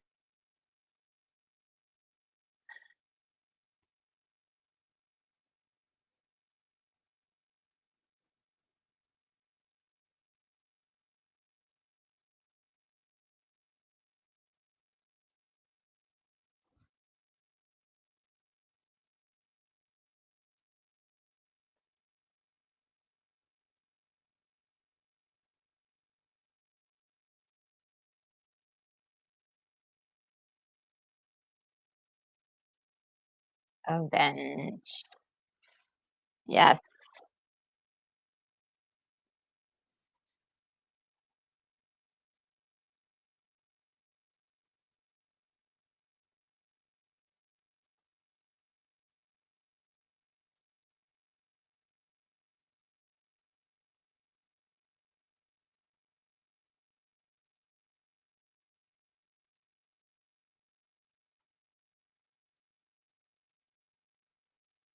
Cool.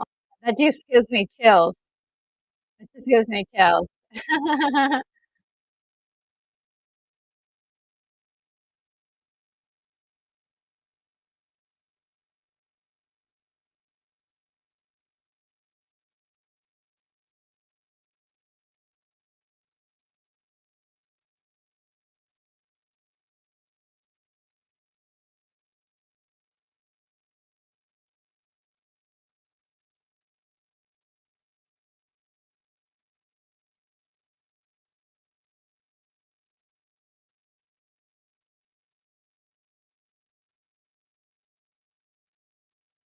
What a mess.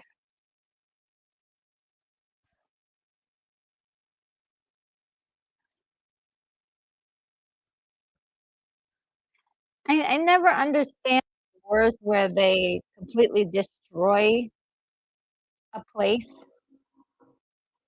Um, isn't the goal to get that place?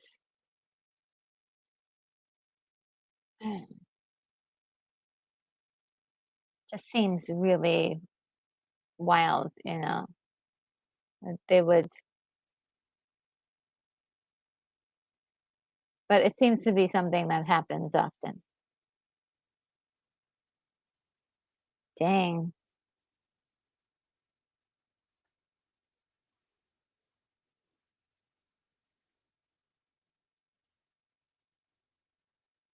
The sound design's pretty good. You can hear, like, every movement, the footsteps and everything.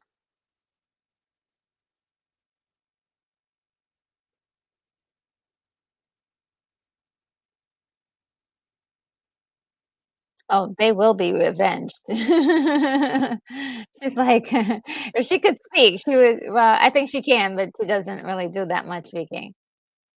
If she would say something, then she's like, "I shall avenge you."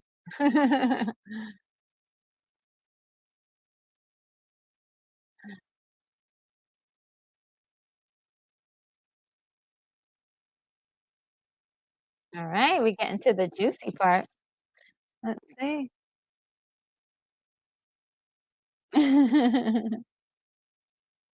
Mark Kelly says, "She-Ra for adults," and Unicorn Raven Studios like, "She-Ra is pretty adult, LOL." Um, Rick says that, "I didn't remember the pink fire and the purple smoke."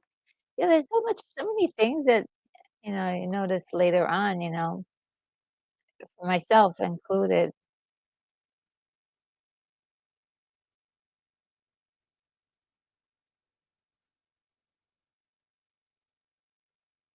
Dang.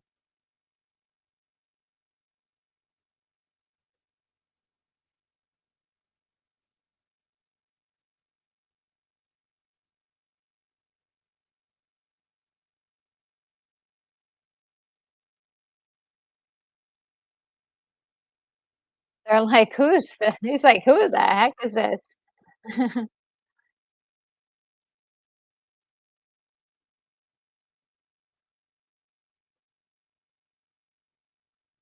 I love the fan.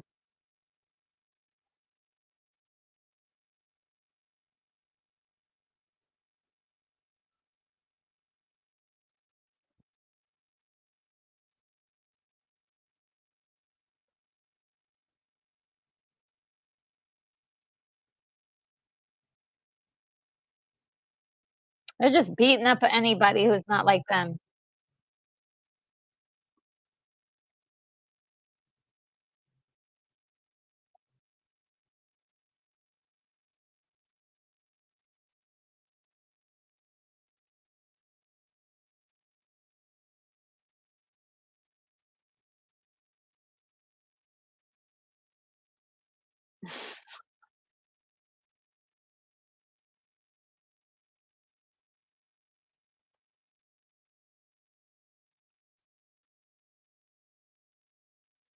They're like, "Oh."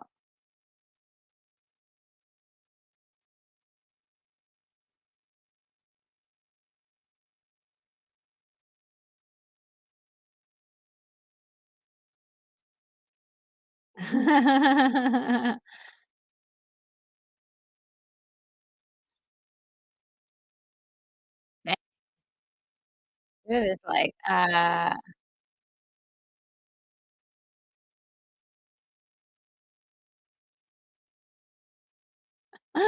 dang, messed up.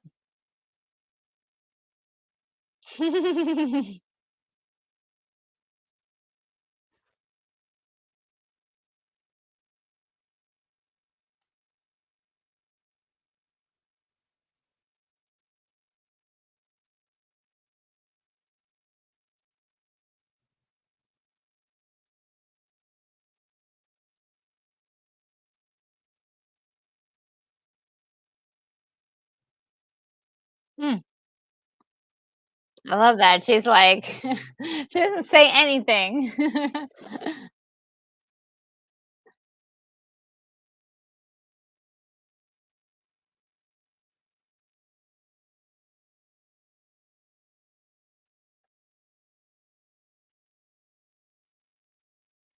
This part this is not my favorite part, but it happens.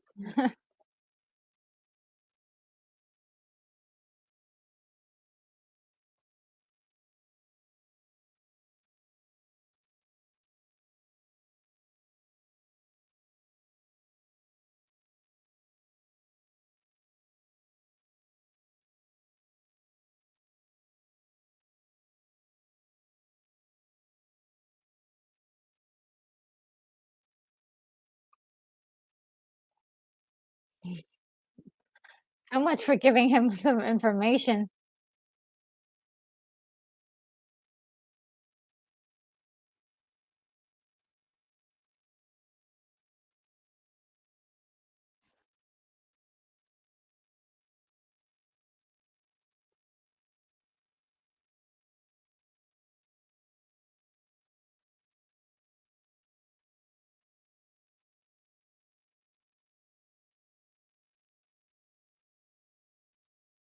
We're gonna kill the bird.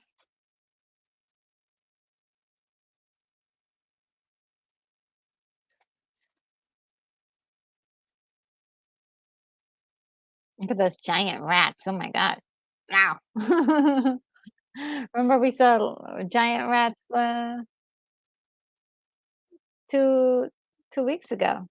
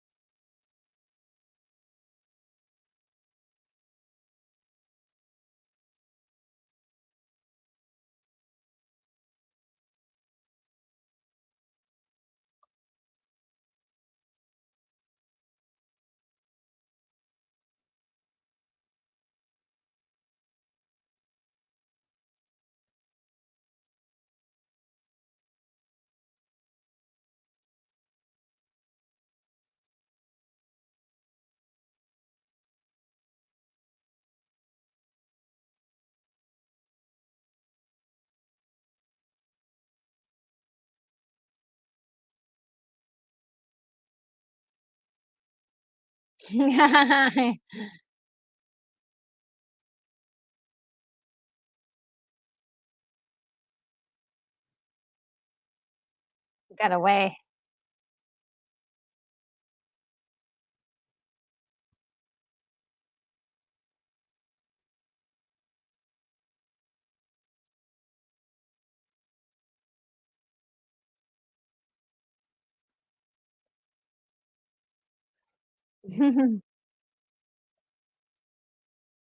Well, you had her and you let her go. You don't deserve her.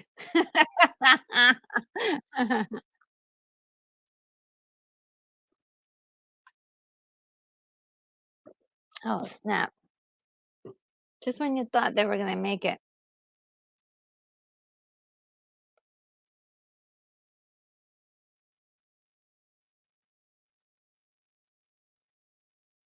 Oh.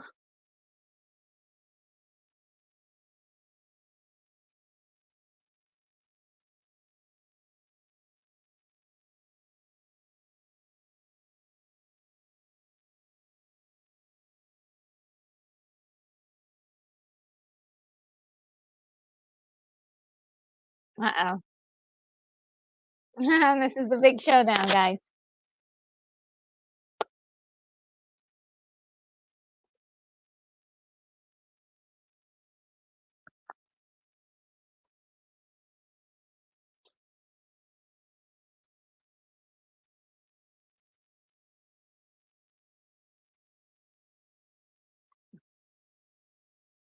Oh.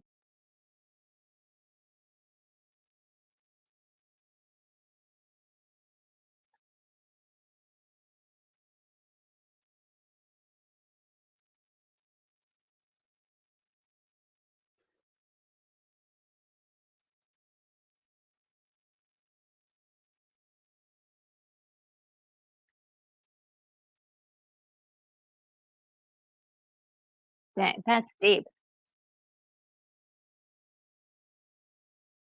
She didn't even get one hit off on him.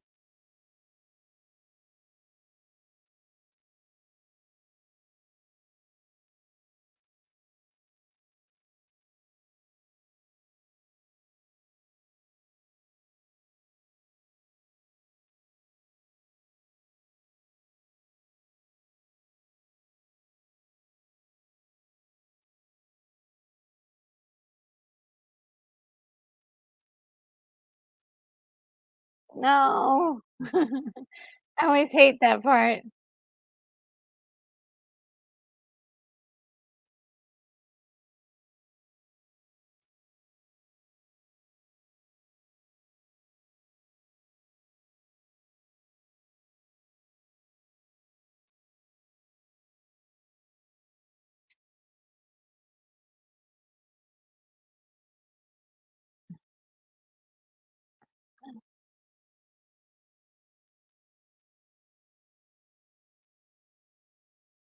Without their leader, they don't know what to do.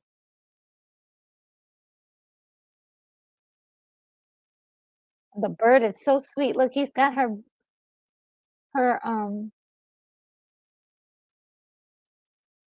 he's so adorable. He has her sword in his mouth.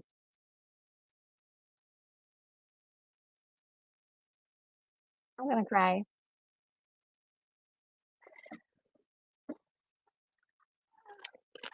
Oh my god, he's bleeding so much. She's bleeding so much.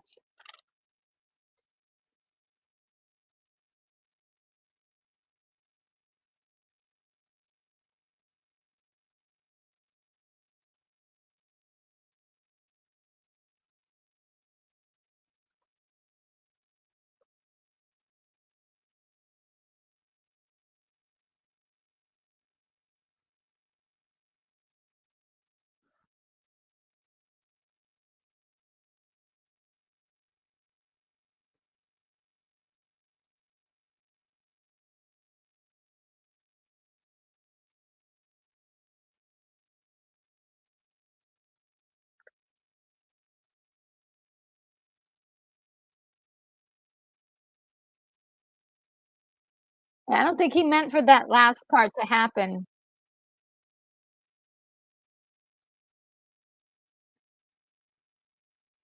So this is what makes me think that it's this is all was all happening in real time.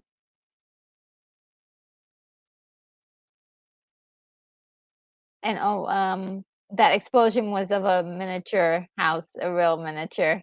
It looks so cool.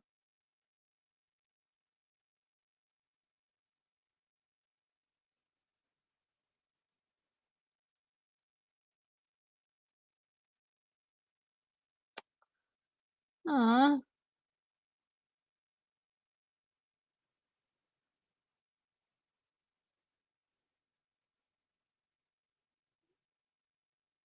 I was like, "Where's she gonna live now?" He just came out of thin air.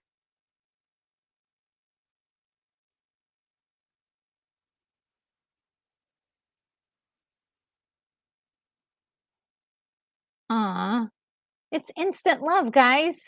Love at first sight.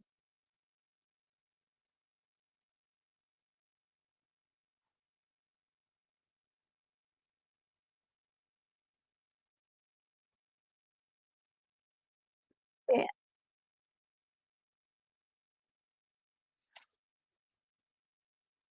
I always wanted to see her adventures. That's what I wanna see. And I wanna see it in and I wanna see it in either 2D or maybe 3D, but it definitely in animation form. Because when they do, like, live action's just not able to keep up with the fantasy of, animation. It just doesn't have the same flavor.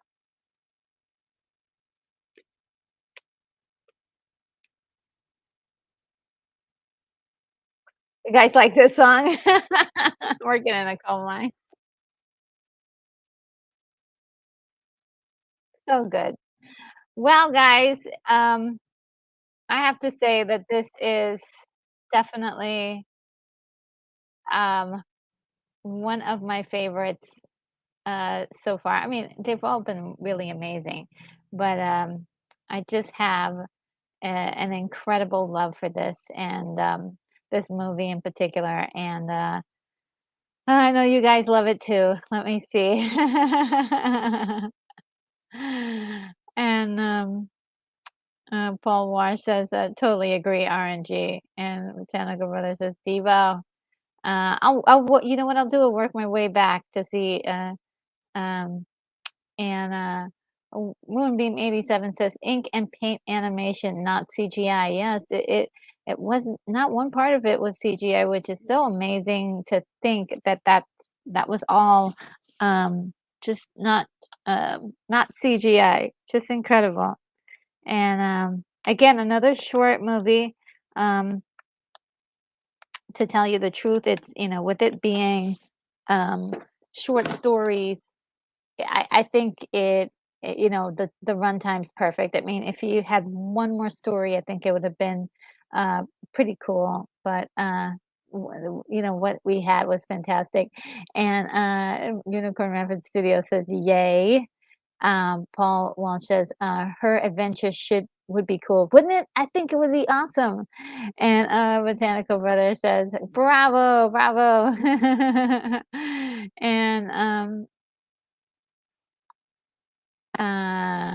And uh, yeah, I just think that it's great. Let's see any more things and that you guys have said in the past. Going back in time, guys. Uh, uh, uh, William Blake Hall says casting Tarna. I'm thinking Uma Thurman, perhaps Charlize Theron. Oh, interesting. Um, I would. Hey, look, why don't you make two ladies as Tarakians and use both of them? Why not throw in just all the gorgeous ladies that can do stuff like this. You like Gal Gadot, who's the other one? Robin Wright. Throw Robin Wright in there. She looks amazing. Okay, she looks amazing. Who else is really gorgeous still right now? There's a lot of ladies to add in there. Um, and Botanical Brother says sometimes I weep a bit during the scene. Yeah, that is just kind of a sad scene, and it's so good. It's so good. Oh God. Oh man. And Rick says that bloody splat from the punch, right? Wasn't that graphic and just like pretty crazy. Uh, and like even though she wins because of like, she gets some help, I think that's the other part too is that he wanted to do this whole thing all by himself and to prove something and she had someone who had her back for her her bird. So it's kind of sort of an interesting story with a lot of little pieces of nuggets of storytelling within that's just kind of makes you just be in awe and wonder of like wow this is actually much deeper and better than I ever imagined. You know, first seeing it the first time and saying, "Ooh, that's cool." It's like it just gets better and better over time. And Paul, it was funny. Kenny and Kyle's dad had the same dream while cheesing. Missing something. Oh man. Okay, let me see what else you guys are saying. I'm gonna go forward in time now. Um, and Paul Wall said, yeah, animation would be the only way to do a sequel justice. I think so because live action, is really fun and it's really great to do things in live action. But let's really test our imagination and go for the wild and insane and do things we've never seen before, ever, attempted. I think, um, the value in, like, 2D animation and also 3D animation is definitely, something that we should really, like, try to do more of that. I don't know why it's being discarded, and that in some way, if you do a live action of something, it's better than doing, the animation, which I don't agree with. Um, and Mark Kelly says, need to rewatch the first 20 minutes since the first part I was watching it in French. Oh no. Okay, yes, the first part, yes, is really important. It's really good. And Jack says, great watch RNG. My DVD has some cool extras. Ooh, but best of all, the cover art on the mag for all issues. Oh, great. On 72-inch HD, you see things you never notice, and it's amazing. Watch it with the music. Ooh. And Brogu says, this movie was so much fun. I don't think they would ever make this movie today.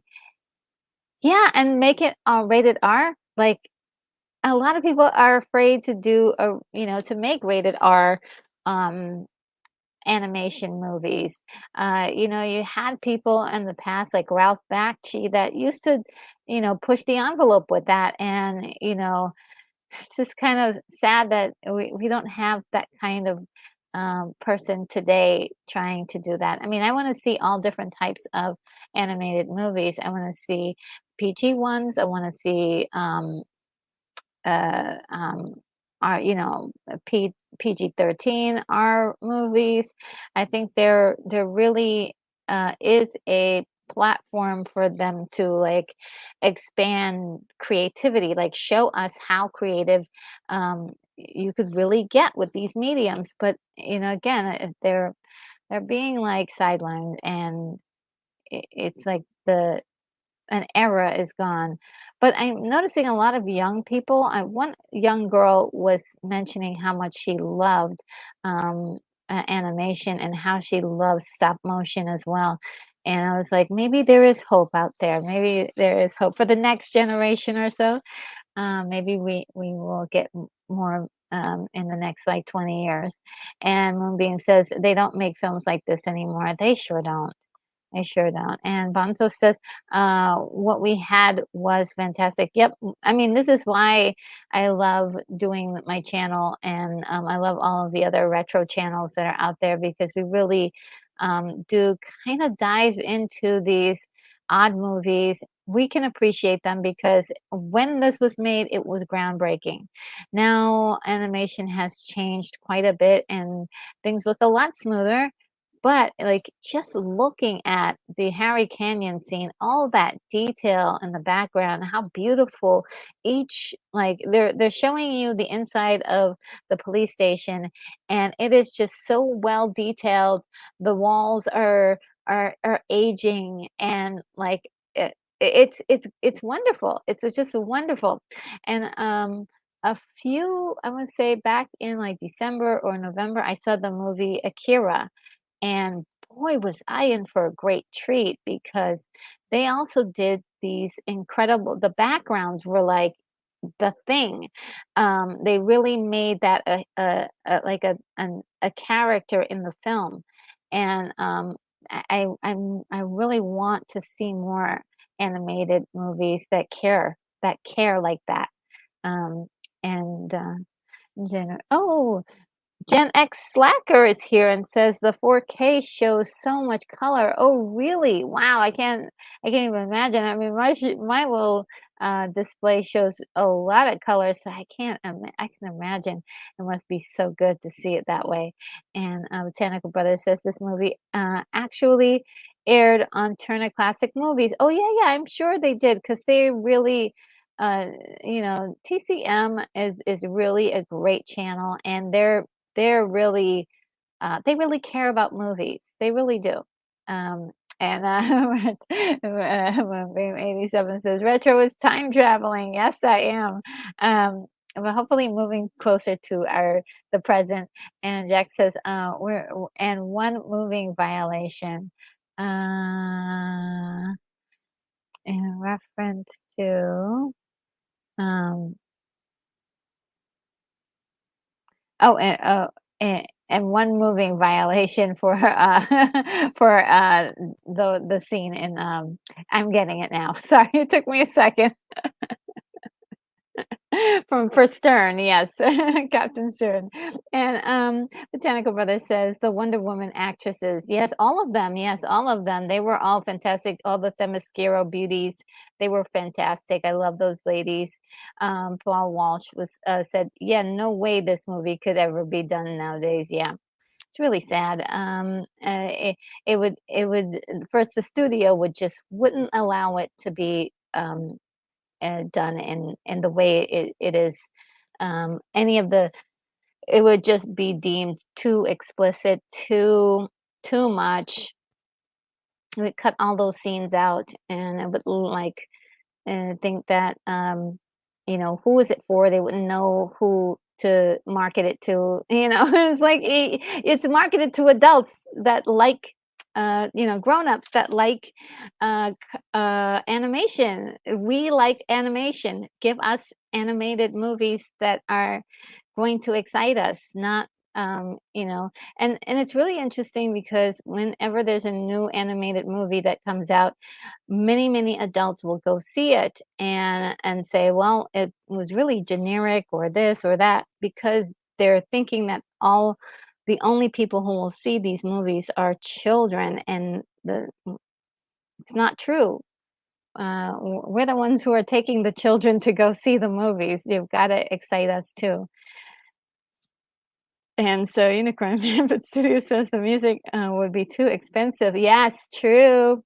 'Cause, everybody's gotta be paid these days, and, each vignette has its own IP, yeah. It's really, yeah, you're so right about the money and the music, and the voices, yeah.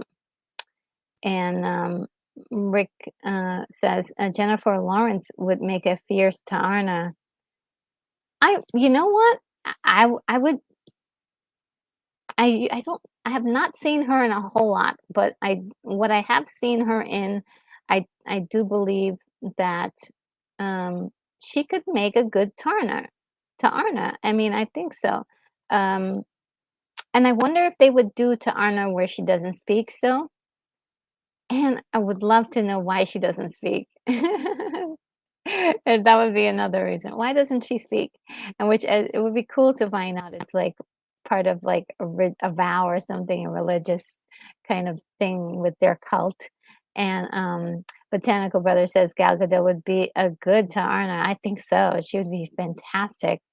Um, and Mamu says, they did Heavy Metal 2000, but it's 81 is far better. Yeah, they use Fact 2 as their model, and I think there was some issues to do with the storyline was actually not bad.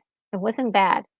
Um, I think the only thing they really messed up on was at the end of Fact 2, um, they did a computer generated, character that didn't quite work for the time period.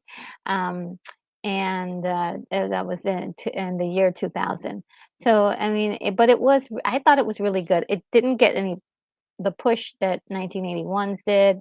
Of course, one of my favorite actors of all time, Michael Ironside, is playing a bad guy in that, and it's just, I think he's hilarious. He is so funny in that.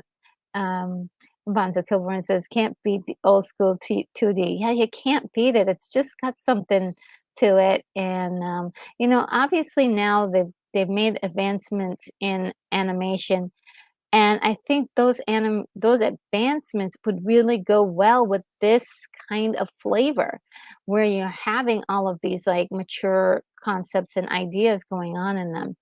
And so, I think it would be great if they could just do it, and who has the bravery to do a great, you know, story that's 2D. William Blake Hall says, Rick, "Yeah, I saw and like Jennifer Lawrence in Red Sparrow, I could see it. I didn't see, Red Sparrow or any of those, Hunger Game movies. I did not see any of those, but I do think that she has the I didn't even see the X-Men that she was in, but I think she does have something that would be very glorious as a Taarna. So good call on that, Rick. And Rick says, anyone know who to find, how to find back issues of heavy metal that match up with the stories from the movie? Um, no. There's you might find a few with like Den in it, but a lot of the stories uh, from Arna was, made up. I'm not from Arna, but for uh, they were made up. I think they were all made up. Mobius, it had one, I forgot the name of it, but he had one comic, uh, run that he had done that was kind of the preview for this. It was, like, sort of inspired by this.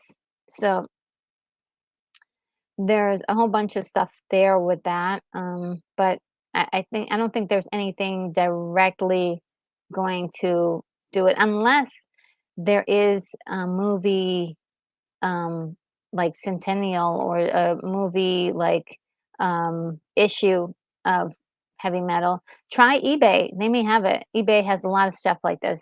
So give eBay a shot, see if eBay has it.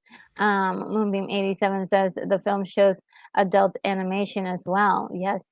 And William Blake Hall says not a direct matchup, but there are a few Den adventures from Richard Corbin. Yes, the Den is one that you can probably find more often. And even I think I have one or two issues in my collection with Den in it. Um, and Mark Kelly says, just make sure to get the right version, LOL. Yeah. And saying things, Moonbeam says, cockroach at the cop shop. Uh, uh, and Unicorn says, Akira, the highest. Yes. That movie, ooh, that that was a good movie. Okay, that movie um was surprising to me. It was very surprising. It was very surprising. And let's see. And Mark Kelly says in animation in general, I prefer animation to the new Cat Thundercats. Uh, I prefer the animation in the new Thundercats over the original. Shame it got canceled. Oh, I didn't see any of those things. And Moonbeam 87 says I own Akira 1988. Yes, oof, that thumbs up. Thumbs up. I need to find a copy of Akira. Do I have one yet? No, don't have a copy yet. So I'm looking to find a nice copy. I was gonna get one from Amazon, but I'm gonna have to eventually. Unicorn Rampant Studio says the stories were written specifically for the screenplay. Yes, because they were going to use some of this like copyright issues that they had to deal with, so they didn't want to have to go through all of that. And Mark Kelly says, uh, Jack, you got a point about the anime from Japan in general. Um, and Paul Walsh says, I have an entire run of heavy metal from 77 to 2012. What? The stories were abbreviated and changed significantly. The stories in HM were heavily influenced by substances, obviously, right? Obviously. Right? And Unicorn says, although the Den story is directly represented in the magazine, yeah. Um, and Brogu says Akira was another great animation movie, beautifully made, wasn't it? It's so great.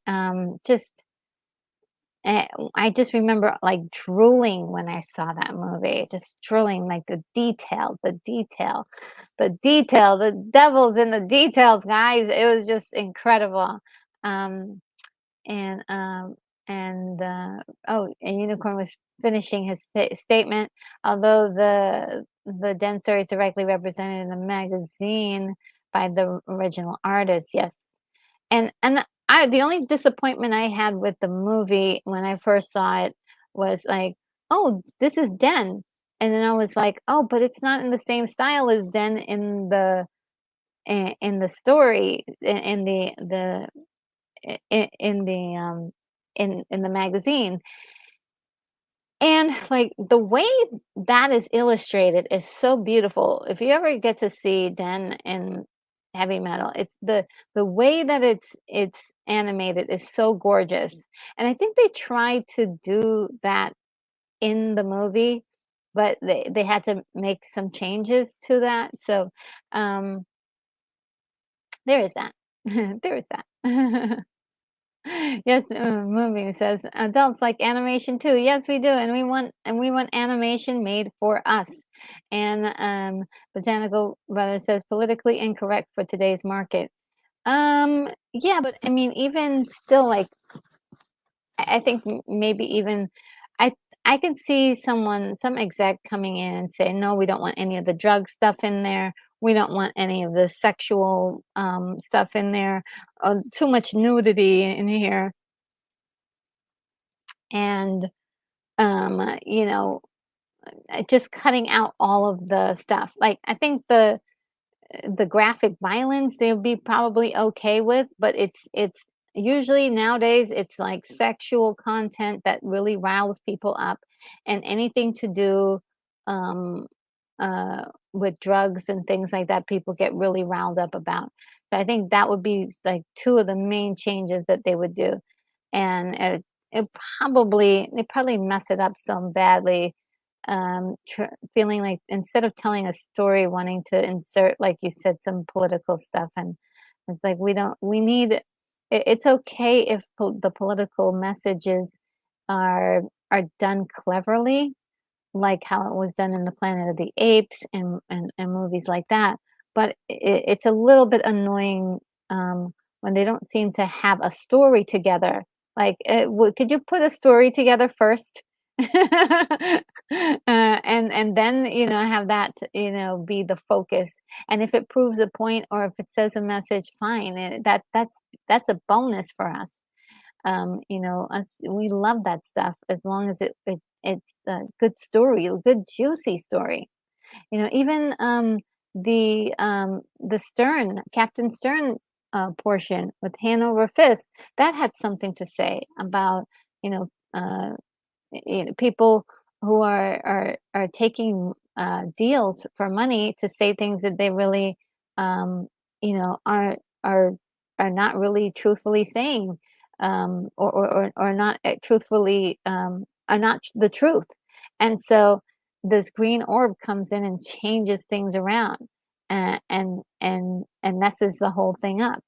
So and it also has something to say about like uh, Stern probably got in trouble, but at the same time, he still wins because um, you know, he dispatches the Hanover Fist. So uh, it is very interesting. Who is tempted by money at the end to to be quiet and follow orders. And Jack says before the writers came up with the Lochner to tie the stories together, they were going to use a carousel. The girl would ride the different features: a car, a plane, a bird, and so on. Interesting, very cool. Yes, I heard that, and I also heard that. Yeah, the one thing was that it kinda happened all of a sudden, they just, thought of this orb and piecing it all together kinda came as sort of a surprise, and I think it works wonderfully, like, that was a stroke of genius in my opinion. And Unicorn Rampant Studio says, "I have to visit some animals, can't keep checking chat, so keep things under control, people." Aw. Well, yes, you have, hopefully, they will be okay, and yes, we will keep things, under control. And Mark Kelly says, "Brother, um" brother, what brother gave me today media companies, um, mm, I'm not quite getting this, but, is media companies releasing old stuff but censored. Oh, so, media companies are doing something horrible, I think. That's horrible. Uh, and Botanical Brother says, "Cockatoo." And, Mark Kelly says, "Let it, uh, it should be kept as the original released as historical reference of what was actually like back then." I think so too. I think so too. I think it all should be historically kept and preserved as is, even if we times have changed, even if we no longer use those same words. If those words are offensive, leave them in because we need to have proof that this is how our society was when this movie was made, and changing that makes it seem like it never happened. We all imagined it, and I feel like it's a disservice to future generations. To be very, very honest with you. And Botanical Brother says, "Great episode, RNG. Thanks. Good night, all, and stay well." Thank you. And I'm going to add that to the closing tonight. And Alex Dawson is here and says, "Happy Saturday. Happy Saturday to you as well." And Paul Walsh says good night. And Jack Beaumont says heavy metal was published for years. Oops. And well, for years, hundreds of new stories, new characters. Use them for a new heavy metal. Lots of artists would compete to be on the soundtrack. Yeah, it's totally possible. But yeah, it might be, um, a bit it might be a bit of work that we don't know behind the scenes. I can't imagine, what or why, but it can't there must be a reason why they're not doing anything. Um, and I forgot the name of the guy who owns Heavy Metal Magazine right now, but it's the guy who um, the co the co-creator of the Teenage Mutant Ninja Turtles. I think you guys would know what his name is. I forgot it. And he was also married to Julie, the legendary Julie Strain, at one time. And Julie Strain was in Heavy Metal 2000, voicing the character of Julie.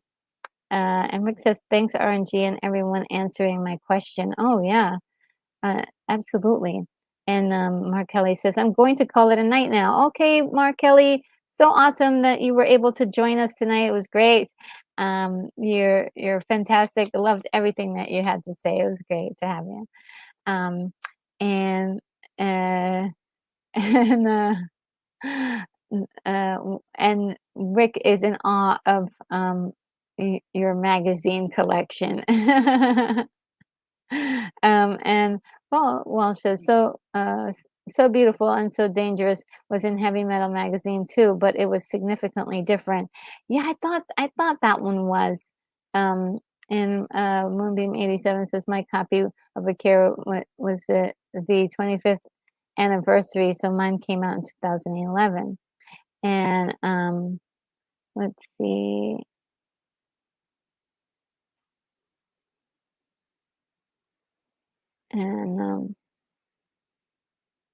And Rick says, "The idea of a watered down heavy metal is depressing." Yeah, I hear ya. And Progu says, "You're right, RNG. Hollywood has an issue with sexual content and drug use in movies. They would never make the movie like it is today. Um, buy your physical media now before these movies disappear." Absolutely, yes. And I'm starting to do that now. I'm starting to get my physical media back on, because it is going to be really tough to get this stuff later. To be quite honest with you, it seems like they're going for streaming completely, and unfortunately, streaming is dictated by people who don't value always what you want to watch and how you want to watch your media. Yes, thank you, Paul Wash. Kevin Eastman, he is the owner, from last I heard, the owner of Heavy Metal Magazine, and you know, he would be the one to kind of put out another movie if there was going to be a movie. And sure, he has his hands full because of the new Teenage Mutant Ninja Turtles movie that just came out as well. And Brogu says, "Good night, everyone, and remember, this is the way." Yes, this is the way. Man, I miss The Mandalorian, but not season 3, but the previous ones. I might just rewatch it just for fun one of these days. And Jack Boone says, "The fish are calling, so good night to all. We'll be listening to the soundtrack on the lake." Oh, wonderful. The fish will be very entertained. Yes, oh, that's so wonderful. Okay, so guys, this is it. I am Oh, wow. Unicorn Rampant Studio says, "Hey RNG, while I'm thinking about it earlier in the chat, Joe Begay gifted 10 memberships, but I think you went past it because it had timed out." Oh, really? Oh, wow. Uh, Thank you, Joe. Let's see. Thank you, Joseph. Thank you so much. Let's see. Sometimes it shows up, but nope, it didn't show up in my starred area. These Oh, I'm so sorry that I missed that. Thank you so much for letting me know, Unicorn Rampant Studio, because that would have driven me insane to know that that happened and I didn't see it. Okay, so let me get um uh I wanted to say I'm going to do a quick thank you to Joseph Begay. And thank you so much. I appreciate um, that. And let's see if I can find a nice thank you for you.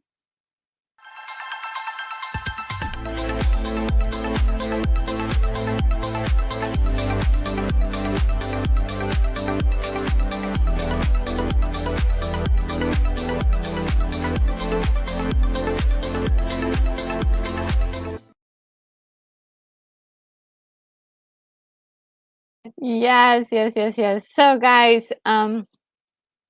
this is the closing of the day. Thank you so much, everyone.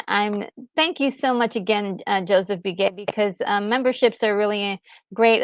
It keeps the channel moving and grooving, and it keeps people to be able to see what else is going on behind the scenes. And hopefully, I would say next week I am going to have something for the members for sure.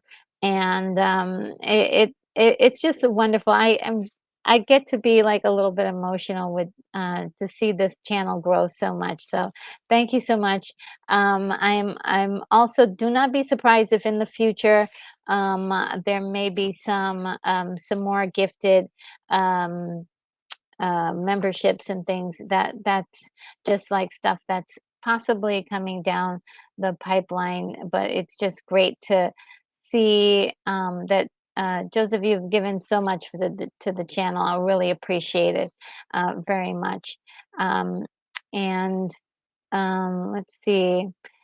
Okay, so now that we're done, finally, I'm ready to say goodnight.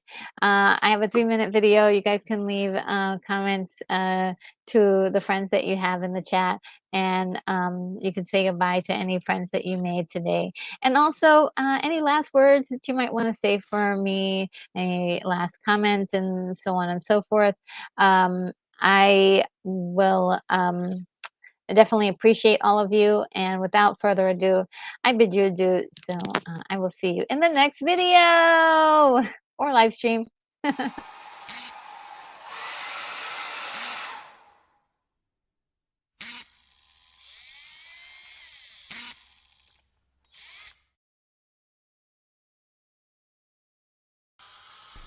Retro Nerd Girl, you are clear for takeoff.